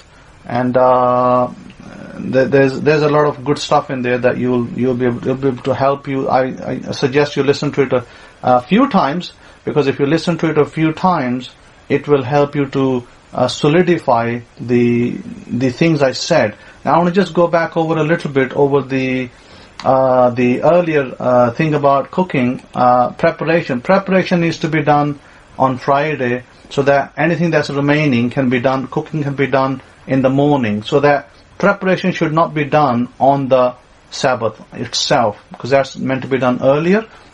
And if you go look at Leviticus 24, it tells you there in Leviticus 24 that God had instructed them to bring 12 loaves of bread on the Sabbath.